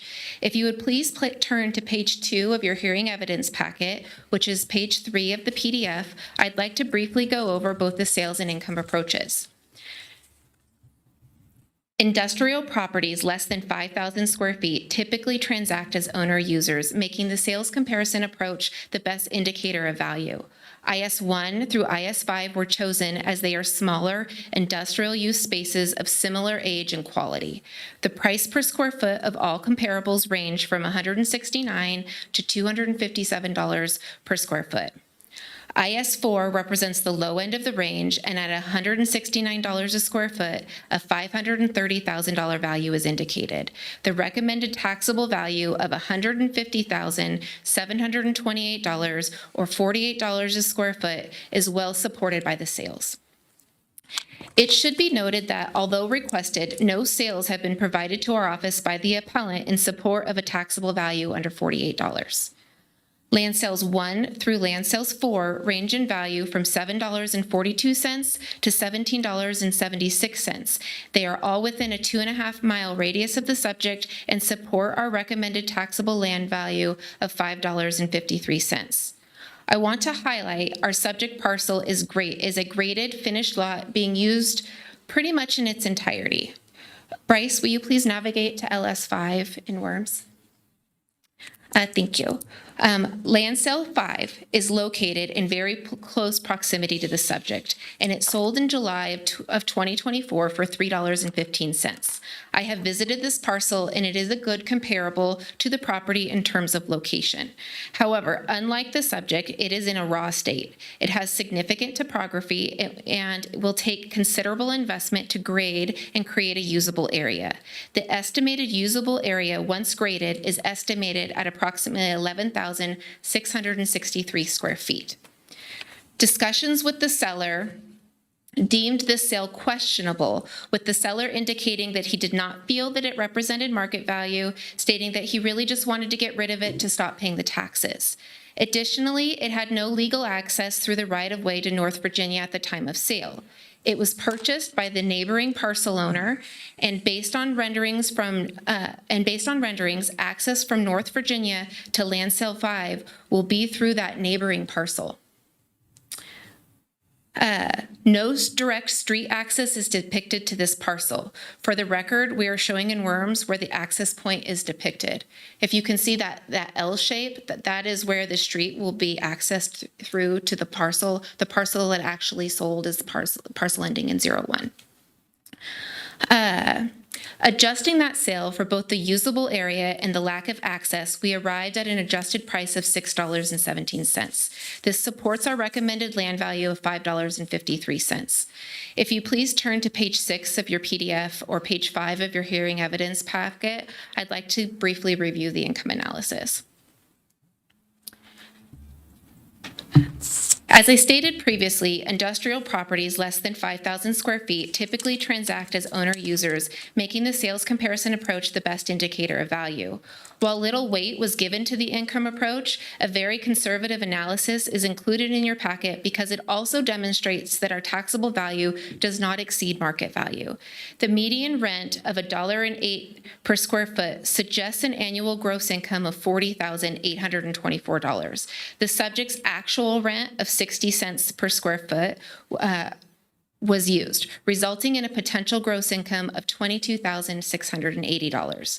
The subject property is currently 100% occupied, and a 15% vacancy was used. Typical operating expenses on a triple net lease range between 5 and 10% to account for management and reserves for replacement. A 20% operating expense was used in this case to also account for the property taxes the appellant reported to us that he is paying. This resulted in an NOI of $15,422. Most recent broker report data reports cap rates at roughly 6.5% for industrial use. We additionally compiled a cap rate chart for your review, indicating a range between 4.5% and 7.37%. We believe the 8% cap rate used, especially in light of all the other allowances made, is conservative, and the resulting value of $192,780 supports our recommended value of $150,728. In closing, no recent sales or local market data was provided in support of a reduction beyond our recommended $150,728 or $48 a square foot. We ask that you approve our recommendation to a total taxable value of $150,728. Does the board have any questions for me or anything else I can help clarify? Any questions from the board? I do. Mr. Simmons? The access issues to us, as I don't know if it's a state or a county highway, but is there some issue as to whether or not somebody could get access and whoever owns the highway could say, no, you can't come onto our property for a driveway? I believe it's North Virginia Street, and I believe that the owners of the property would have to get approval through the city planning with the city of Reno. Do you believe that approval is likely? I wouldn't see a reason why they would deny it. Okay. The other question I have is a double point question. Can you tell me what utilities are on the property And if that goes into the land value or the improvements value, the presence and the utility services? So are you talking about the subject property? So The subject property. So the subject property has power, water, it has all utilities on. And we factor that in the land value. We don't have an improvement value for water. Okay, so a difference in the land values would be, part of it would be that this property has utilities subbed onto the property. Correct. Last question. I think I saw something in here about what the rent is. Could you remind me, and did the tenant wrote quite a treatise about what his problems are on the property? Did he mention the rent? So I have not confirmed the rent with the tenant, but the rent reported to us by Mr. Panicaro, I believe, was $1,910 a square foot, and we divided that by the part to come up with the per square foot that we came up with the 60 cents. Thank you. Any other questions? Ms. Scott, as I understand it, it's not uncommon for the city to maintain a right-of-way across a state highway or a road, predominantly for at least utility uses. This one appears to be for street widening. Is that a correct? I believe that is a correct assumption. Yeah. And so when we're comparing the other land sales, all of those have a similar right-of-way constraint. It may not be as long or as large or cut into the property as deeply because it's not for highway expansion, but all of them have a right-of-way. Presumably. Yeah. To your knowledge, the city has not actually begun to act to widen that road.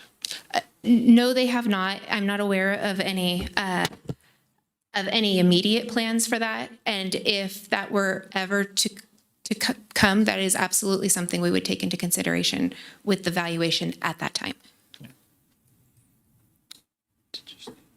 I have a question. To your knowledge, are there statutes or regulations that address the city's requirements when widening the road and the access that they must provide if they ever move forward with that easement? I am not personally familiar with what the legal process is, but I would imagine that there's public hearings and plenty of notification that goes out. Petitioners put a lot of weight on the sale of a neighboring property at $3.15 a foot for the purposes of valuing land. Now Mr. Simmons always talked about how there's no utilities on there, and that's a detriment in terms of like the differences in value. And you've already discussed about the lack of access is already more or less figured into that purchase price for the detriment of that value. As I look at the map there, it looks like there is a dirt road that runs through the other two parcels onto Mr. Panicaro's parcel. And is that something he's using in order to provide access? Because he's indicated that the driveway that he possesses doesn't have, or is too steep for truck access. To my knowledge, no. Mr. Panicaro's property has some big boulders that you can't really see there, but that would block access So that's not from the neighboring parcel. Okay. With respect to the parcel that's highlighted, that ends in 01, and Mr. Panetera's parcel, the land zoning for both of those parcels is different. Do you know if the ME zoning has more limited land uses than the MS zoning that's on Mr. Panetera's? I would have to look into that. It's all right. I have the land use statute up on my computer. I'd have to look. I've got to, off the top of my head, no, I don't have the answer to that.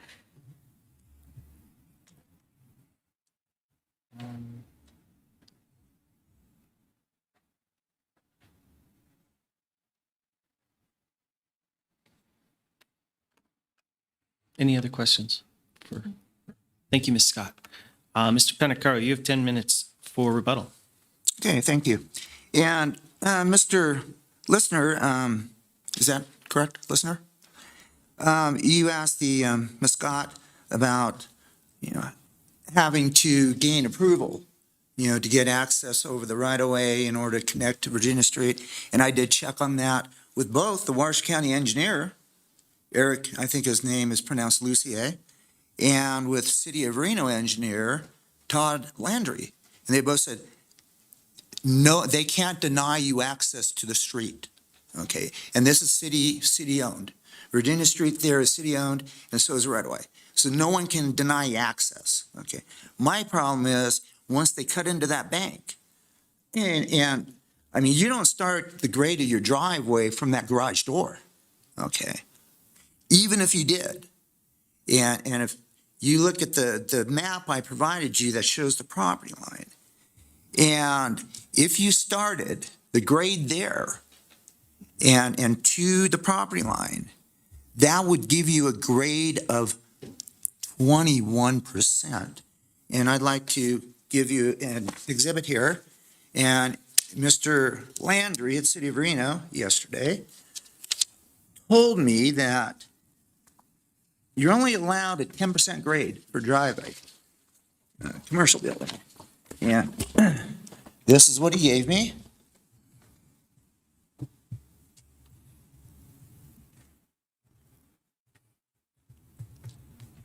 So like I say, even if you start the driveway at the beginning of the garage door there and down to the newly widened Virginia Street, 21% grade is very severe, and it's not even acceptable to the City of Reno, okay?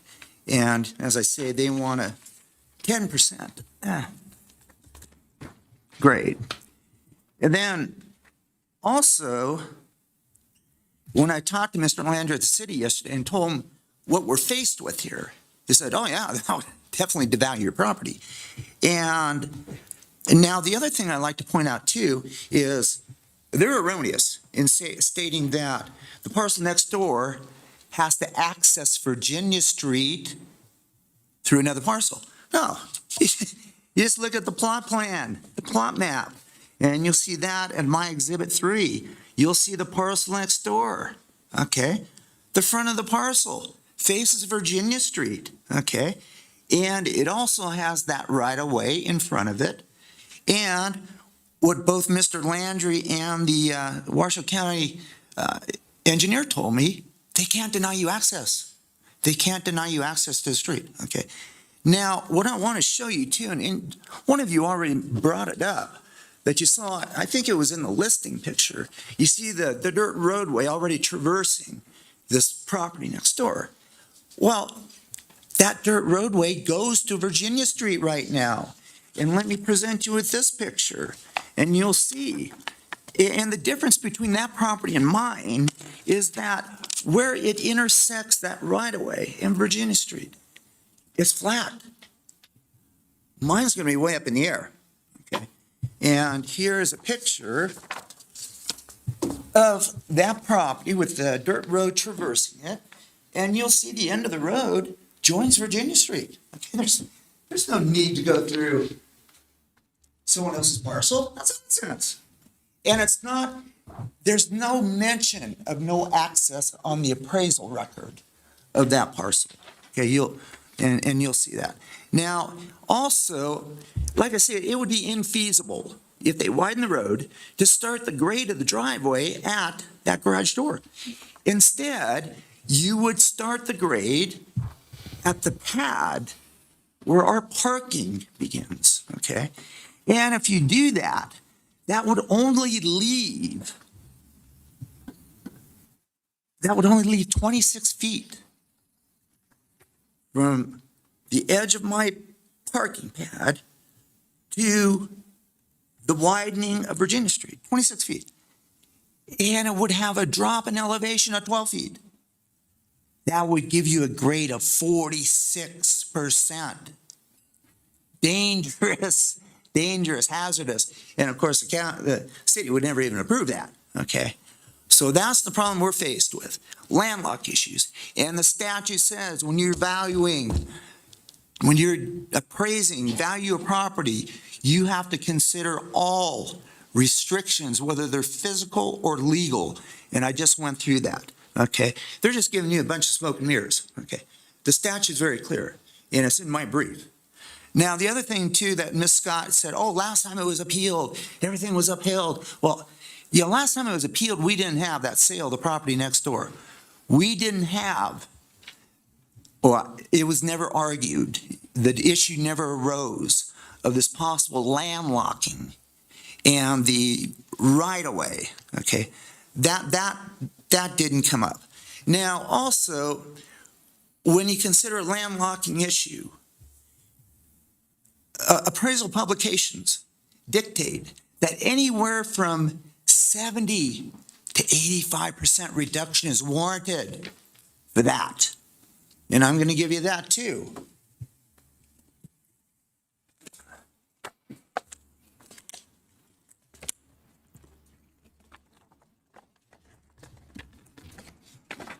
And Madam Clerk, how are you going to identify the first two exhibits that petitioners The just first one presented? is item C for the petitioner. The second one is item D, and this will be item E.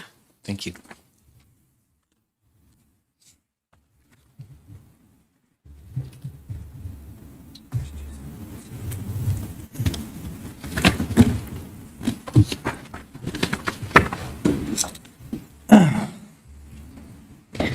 And then, as already addressed, and I thoroughly addressed this, their so-called comps are not comps, okay? You know, the lot sizes are much bigger than the 25% differential. I mean, the buildings are much bigger, there's amenities, they're in different neighborhoods, different cities, different tax districts, different zoning, okay? They're not comparables at all. They're just trying to find anything that may justify this issue, okay? They haven't done it. Now, in regard to her saying, oh, 2 years ago, yeah, we took away, you know, Panicaro's 25% reduction for access and reduced topography to make it more equitable with other properties. Well, guess what? That property next door to this day has a 25% reduction for topography and 25% reduction for access. That's what we used to have. So what is she saying? We're trying to make it more equitable. No, they made it inequitable. And if you look at that property next door, I mean, it's relatively flat, okay? There is no access problem. You look at the site plan. I mean, it shows a driveway connecting to Virginia Street. It doesn't go through anyone else's property. And by statute, the realtor and the property owner in a listing, they have to advise, you know, others of any adverse facts that would affect the use or the value of the property. You don't see that in those listings. So are they violating the law? That's what she wants you to believe. They're violating the law, okay? By not telling people that there's access problems and that there's, usage problems. He didn't even give you an explanation. I haven't heard any explanation. Why is 5,500 square feet of that property unusable? I never heard an explanation. Okay, never heard that. Where'd that come from? Okay? You look at the appraisal report on that property. It doesn't say anything about no access. It doesn't say anything about property being unusable. They tax that full 17,000 square foot of that property. They're not taxing 11,000 square foot, okay? So, you know, and then when we get to the income approach, and, you know, like I left off on management fee. He says 5% management fee. The companies I talk to wouldn't even manage this property. It's too small. It doesn't have enough income, okay? And the ones that would, and I mentioned those, they wanted 10 to 20%. Where's this 5% management company? He didn't identify that company, okay? And when you evaluate these, commercial real estate involves a number of risk factors. So what you do is you start out, what is a risk-free investment? That's your 10-year treasury bond backed by U.S. government. That's risk-free. You start right there, okay? And then if you're going to invest in real estate, that has risk involved. So what you have to do is tack on to that percentage all these risks, okay? Look at all the risk our property has. We have a tenant who's month to month. You consider that, you consider the building, you consider location, you consider all of these things. Mr. Pankar, we'll have Can to. I wrap it up in 2 minutes? You may have 2 more minutes. Okay, thank you. Okay. So, sources of risk come in many forms: stability, credit worthiness of tenant, terms of lease or month to month, age of building, condition of property. These are all things that have to be calculated into your cap rate. Okay. Properties with high cap rate are also typically located in less desirable areas and may require significant upgrades or repairs, which can increase the risk of investment. Cap rates and interest rates are 2 essential metrics in real estate investing. Cap rates and interest rates are closely connected because both reflect the cost of borrowing money and the potential return on the investment. Interest rates represent the cost of borrowing money to finance the investment. Recently, First Citizens Bank offered a 6.5 loan on commercial investment property. However, according to Vice President Ricardo Villacorta, banks are shying away from investment property loans. The expected rate of return is referred to as the required rate of return, as defined as the rate the investor would expect from the investment. There are 3 basic properties, A, B, and C. As C properties, like mine, are the least expensive and the highest risk. A 12 to 14% cap rate in commercial real estate is justified by high risk, a need for significant repairs, high vacancies, poor location, or tenant issues. Such rates are common in Class C properties. Tenants with poor credit like mine, or leases expiring shortly, month to month, create income uncertainty, driving up the cap rate. Older buildings command higher cap rates. It is generally appropriate to apply a higher cap rate to a property with a lower net operating income, like ours. Thank you. Do we have any questions for Mr. Panicaro from the board? I have a couple or 3, if you will. Let's turn to the income approach that the assessor prepared. They're using, and you concur, they're using a $22,680 annual rate that is received from your tenant. Is that correct? It's actually $19.10 a month, and let's just see. That would be $22,920. Okay. So we're approximately in the right ballpark. Have you been experiencing, I remember from a couple years ago when you were here last, you had experienced some collection risk. Is that something that's still ongoing? Yeah, there are times when he's, behind and can't make the payment. But And basically, we took a risk on this guy because look at the property. Who are we going to rent it to? Okay, this is not in a prime area. It's not a prime building. And this guy came forward and we took a shot. And so now we're on month to month, and who knows how long he's going to be there. If all of a sudden he goes, I'm out of here next month, then we got a 100% vacancy rate. So that's why you consider things like month to month, credit worthiness of the tenant. He told me he doesn't have good credit. Okay, so these drive up the cap rate. Okay, so when you're an investor, you're looking at this. If you're looking at this building and all the particulars go to it, and you're comparing that to what he wants you to, some other building, maybe in Sparks, in the heart of the industrial zone, okay, you look at that building, and you're gonna buy my building. It's your choice, my building or that building. You look at all these differences, and you're gonna say, I'm not gonna pay the same price for that building as I am for this one over here. This one's in a better neighborhood, has a better tenant, and it has amenities, and it doesn't have none of their comps have that landlock issue, the potential landlock issue. None of them do. So none of their comps are actually comps, okay? They haven't given you one single comp, okay? So that is what you do with the income approach. He even said that his income approach is flawed because he can't find, sales that were done just for investment purposes. and you The mentioned sales are owner, they're for owner use. They're just looking for places to operate their own businesses. So they're not looking for investments. So he even said that to you. It's right in his, I think it was on his first page. And you called that out earlier. Yeah, so right there, you can't. And you can't simply go to another property and say, okay, this is a purchase price and this is their net operating income. So, we divide that and we come up with a cap rate. No. You might find a cap rate for that particular building. You can't associate that with my building. My building is totally different. So you can't use that. And then the other thing too is the NOIs, net operating income. He puts a total for each of his 4 comparisons, but he doesn't show us how those NOIs are composed.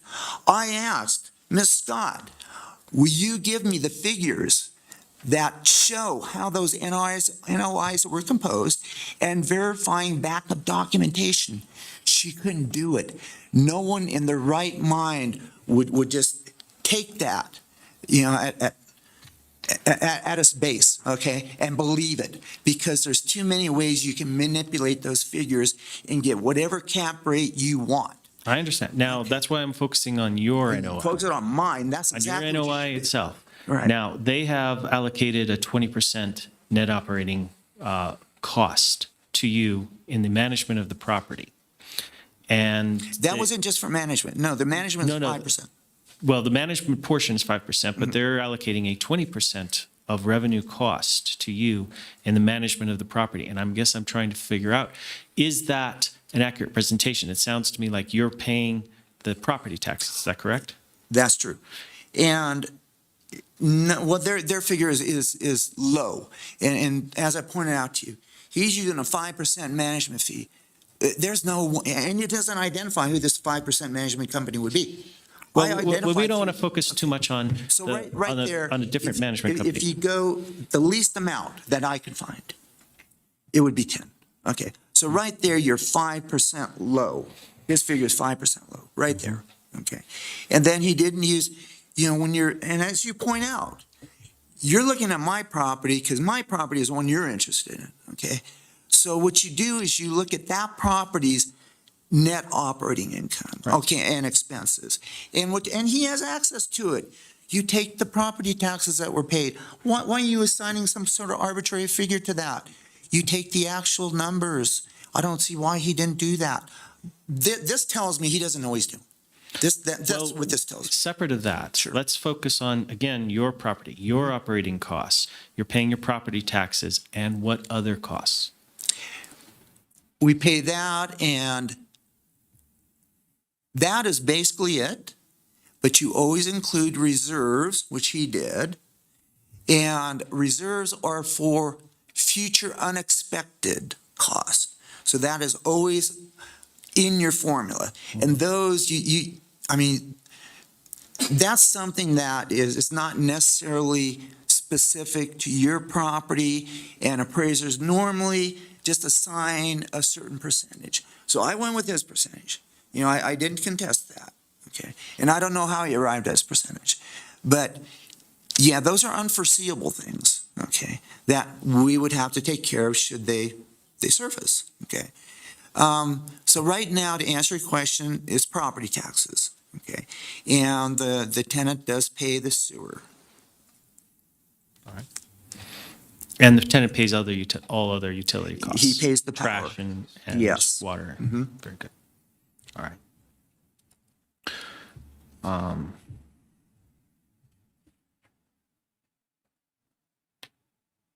Does anyone else have any questions for the petitioner?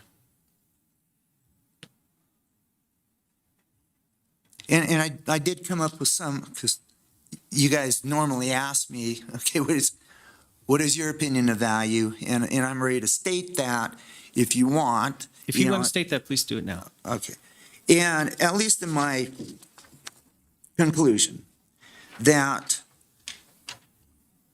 if we apply the $3.15 price, that the vacant property sold for next door, and you apply the 10% reduction for topography that we were given, and another 5%, which they conceded should be given for the easement, then our total land value would be $41,694, rendering a total taxable value of $106,387.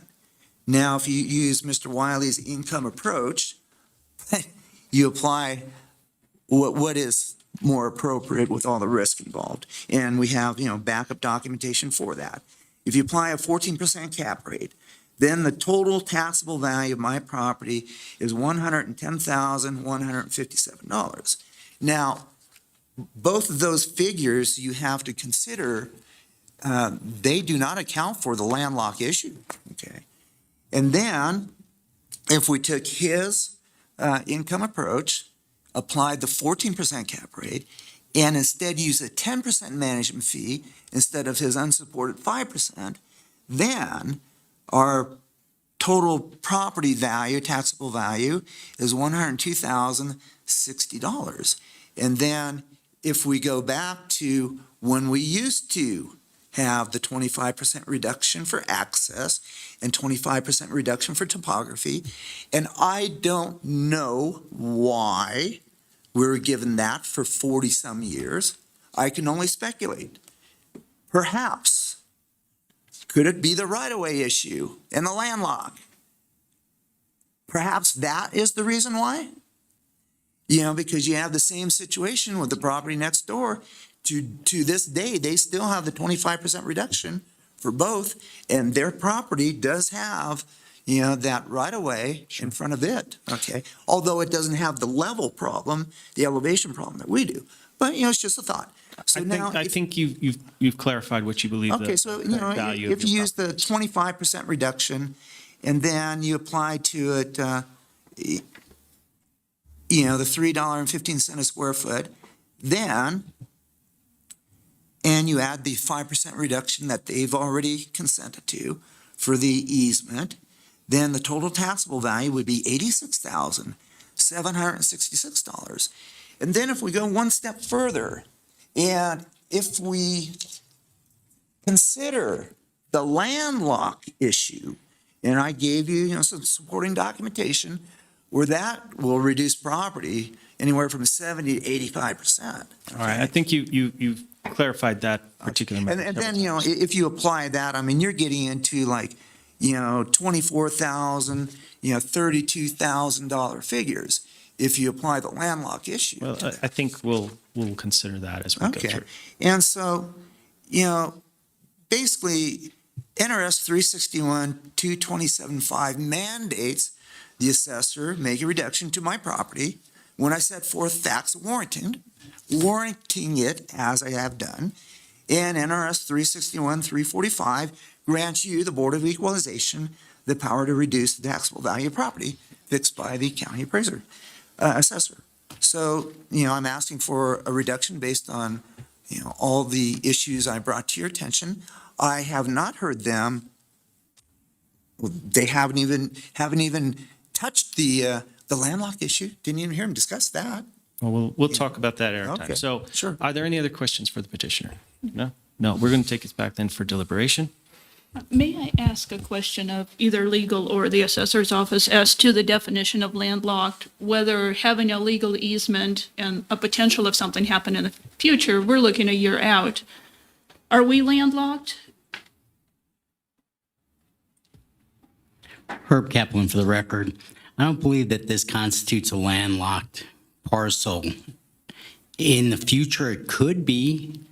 And I'm sure there will be a lawsuit that follows if there's any issues, but as we sit here today, there's no landlocked issue. I don't believe there is. Thank you. Other discussion? Please. Ms. Albright. Oh, sorry. I believe the landlock issue is a little premature at this time, as the easement hasn't been instituted. I also think that there are codes and statutes in place that will address the concerns that Mr. Panicara has. There are requirements that the city must follow and access to parcels that currently exist that they must continue to honor when they widen a road. So I just believe that that issue is premature at this time. Mr. Sim. Thank you. Pardon me. I just looked at the regional transportation plan regarding North Virginia Street, and they are showing that in 2040, that's their estimated date at this time, when they may have money to improve that street. And they might be talking about 4 lanes, but that's 14 years from now. And these tend to get extended and extended until it becomes a crisis. And I don't think that street is in any sort of crisis mode at this time. Now, I also wanted to add, I build properties out of sagebrush, and we spend about $100,000 to bring utilities to each residential lot. And about half that money is payments to the various governments that want to provide service for a fee, such as a $12,000 sewer connection. So I think that since those are included in the land value, that this value of $91,000 is way too low, that it shouldn't reflect $100,000 worth of utilities that are on the property. My only other comment is that there are a number of people paying $400,000 right now for apartments or single-family homes that they can rent and get about the same rent that he is getting for his property, $2,000 a month roughly. So in my way of thinking by that income approach, that his property is worth $400,000 to somebody. I'm not saying that it is, but there are other properties being purchased to get a couple $1,000s a month of rent. So thank you. And if I may No, address not Aaron's at this time. comment? No, this is our deliberation. We just talk amongst It's just ourselves. that if you're going to buy this property, that's one thing, has to be disclosed, the right of way. And if you're going to buy it, You've mentioned that previously, consider that. that such disclosures are required. And I'm sorry, may I just address the disclosures that he's reiterating that need to be required by a Realtor? I am currently a licensed Realtor, and in my listings, we do not outline what the easements are. The easements that exist on properties are provided in the preliminary title report, and that is when those issues arise. So in the listing, you do not set forth any easements or anything along those lines. The only thing that you outline are if that easement is, like if Virginia Street is currently being widened by the city and that easement's currently taking place and is creating a material issue. But if it is just an easement that runs across the land that is not creating a material issue at the present time, it is not disclosed by realtors in any fashion. yeah, and that isn't what I said. It's just, you have to disclose any problems with the access or value pursuant to statute, okay? That you have to do. And if they're gonna say that property has no access, and there's, 5,500 square feet unusable, that by statute has to be lawfully disclosed in a listing. So what you're telling me is something a little different. Go Mr. Panicaro, we do ahead. have to continue with our deliberations. Any other discussion? Oh, and then I'm sorry, I just have one other Yes. discussion regarding the comparisons of properties. The property that's highlighted that ends in 01, that Mr. Panicara would like used as the main comparable property, has a much more limited use for land use than Mr. Panicara's property. It is zoned ME, where Mr. Panicara's property is zoned MS. Under ME, your land uses that are allowable are far more limited than under MS zoning. So I do think that is part of the reason why that property sold for such a lower value. Excellent. Other comments? And I was waiting for Mr. Listener to jump in with the cost, but my idea was the same in that comparable property next door has no utilities. It has no access. Asphalt takes a lot of money and permitting. So same thing, I don't believe that that's a comparable property without adjustments. Other comments?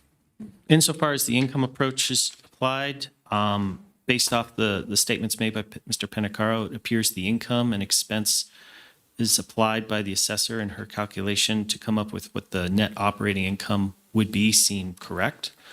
The vacancy risk and credibility is applied, even though he's theoretically receiving that almost in full, just not on a timely basis. And of course, not receiving money on time has a cost. 15% seems reasonable for that. Mr. Penacaro has indicated in his other sorts of discussion that the capitalization rate should be higher at 12 or 14%. He's using properties that are legally landlocked. Legally landlocked means they actually have no access and they're or relying on a permissive easement. And he's not on either of those cases at this present time. Something happens, and he might actually become landlocked. But at this time, it's not in its current use, and the property is actually still being used. 8% is the cap rate that the assessor used. That seems, from our hearings, the Board of Equalization, to be a fair rate across other properties. That is to get to the net income value or the net assessed value. It would actually tolerate a 9.8% cap rate. And so I don't see that as, even if the cap rate is modestly off, that we would still get to the current assessed value. Any other discussion? Just to complete the record, the net operating income percentage, the last year's property taxes were about $1,250, which equates to about 6% of revenue. The assessor's office includes 10% for those taxes, so that includes about a 4% overestimation that can go, for any of this. So there is a little bit of play there on the conservative side. There is, yeah. Any other discussion, or are we going to entertain a motion? If we did entertain a motion, the assessor has proposed that we reduce the land value. I believe that's number 4. Well, he's coming in at 356 and 357, He is, yes. so it would be either number 7 or 10.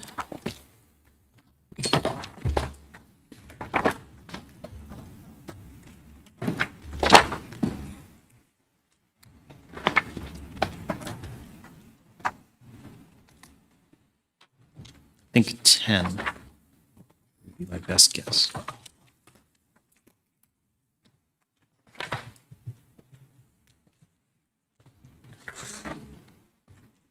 Is that about right, Herb? I'm getting the nod, so it's number 10. Who wants to make the motion? I'll make the motion. Thank you, Ms. Bonnell. This petition for parcel number 082-492-02, hearing number 260006, was brought pursuant to NRS 361-357, based on the evidence presented by the assessor's office and the petitioner.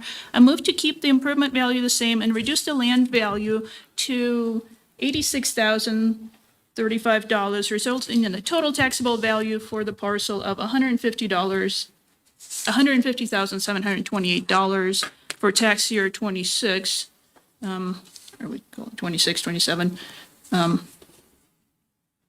Tax year 26. The reduction is based on 10% or 5% easement adjustment. With that adjustment, I find that the land and improvements are valued correctly and the total taxable value does not exceed full cash value. I have a motion. Do I have a second? Second. Thank you, Ms. Nancy. Any other discussion on this motion? Hearing none. All in favor, say aye. Aye. Aye. All opposed? Motion carries. Mr. Penacaro, we've ruled to uphold the assessor's value with the adjustment of further 5% down for the drainage easement. You have the right to appeal that to the State Board of Equalization. You'll want to get that appeal, if you did want to appeal, by March 10th, and the clerks can provide you with the form to do that. Yes, I will appeal that. Thank you. Okay, thank you. There was no public comment on that item. And there was no public comment on that. All right.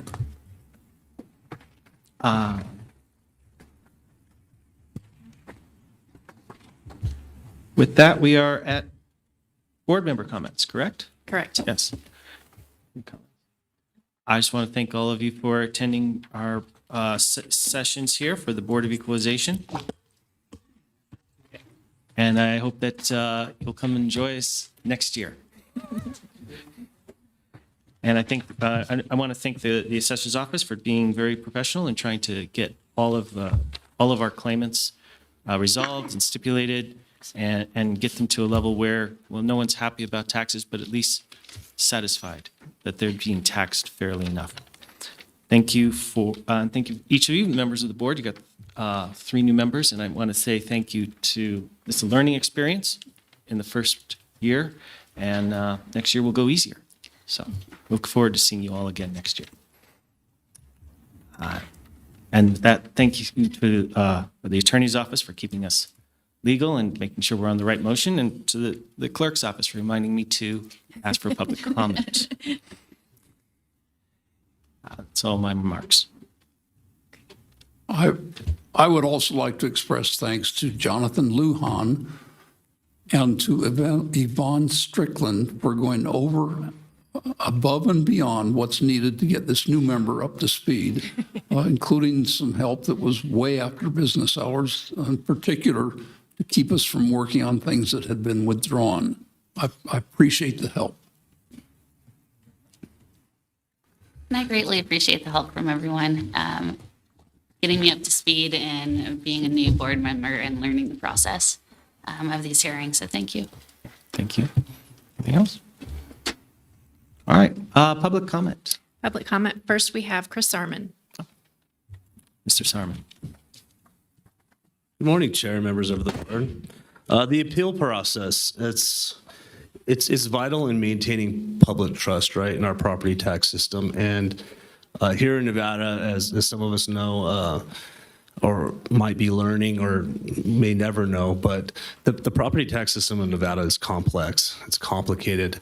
And so I just want to say that I think that a successful appeal process for me, in my understanding of it, in my thoughts, is not based on the wins and the losses, right?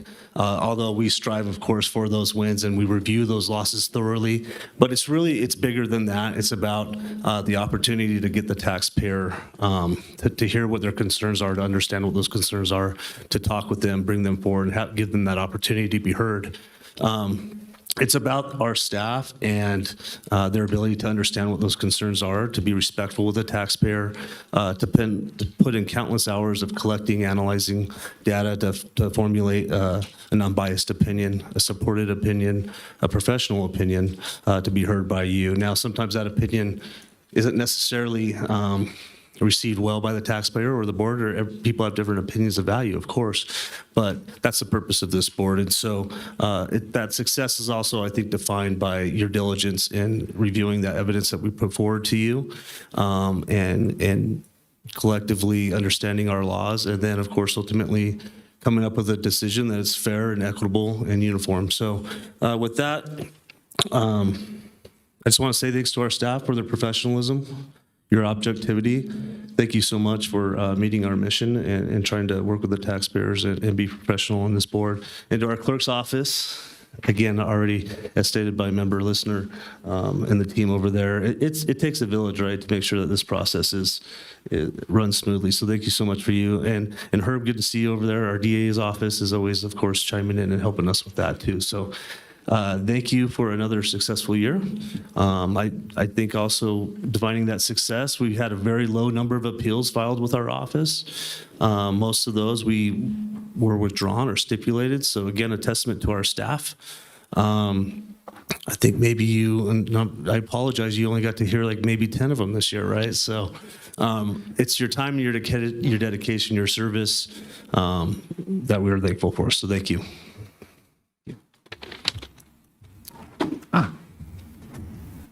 And it appears for public comment, we will have Ms. Galasini. I want my crew to come forward, please.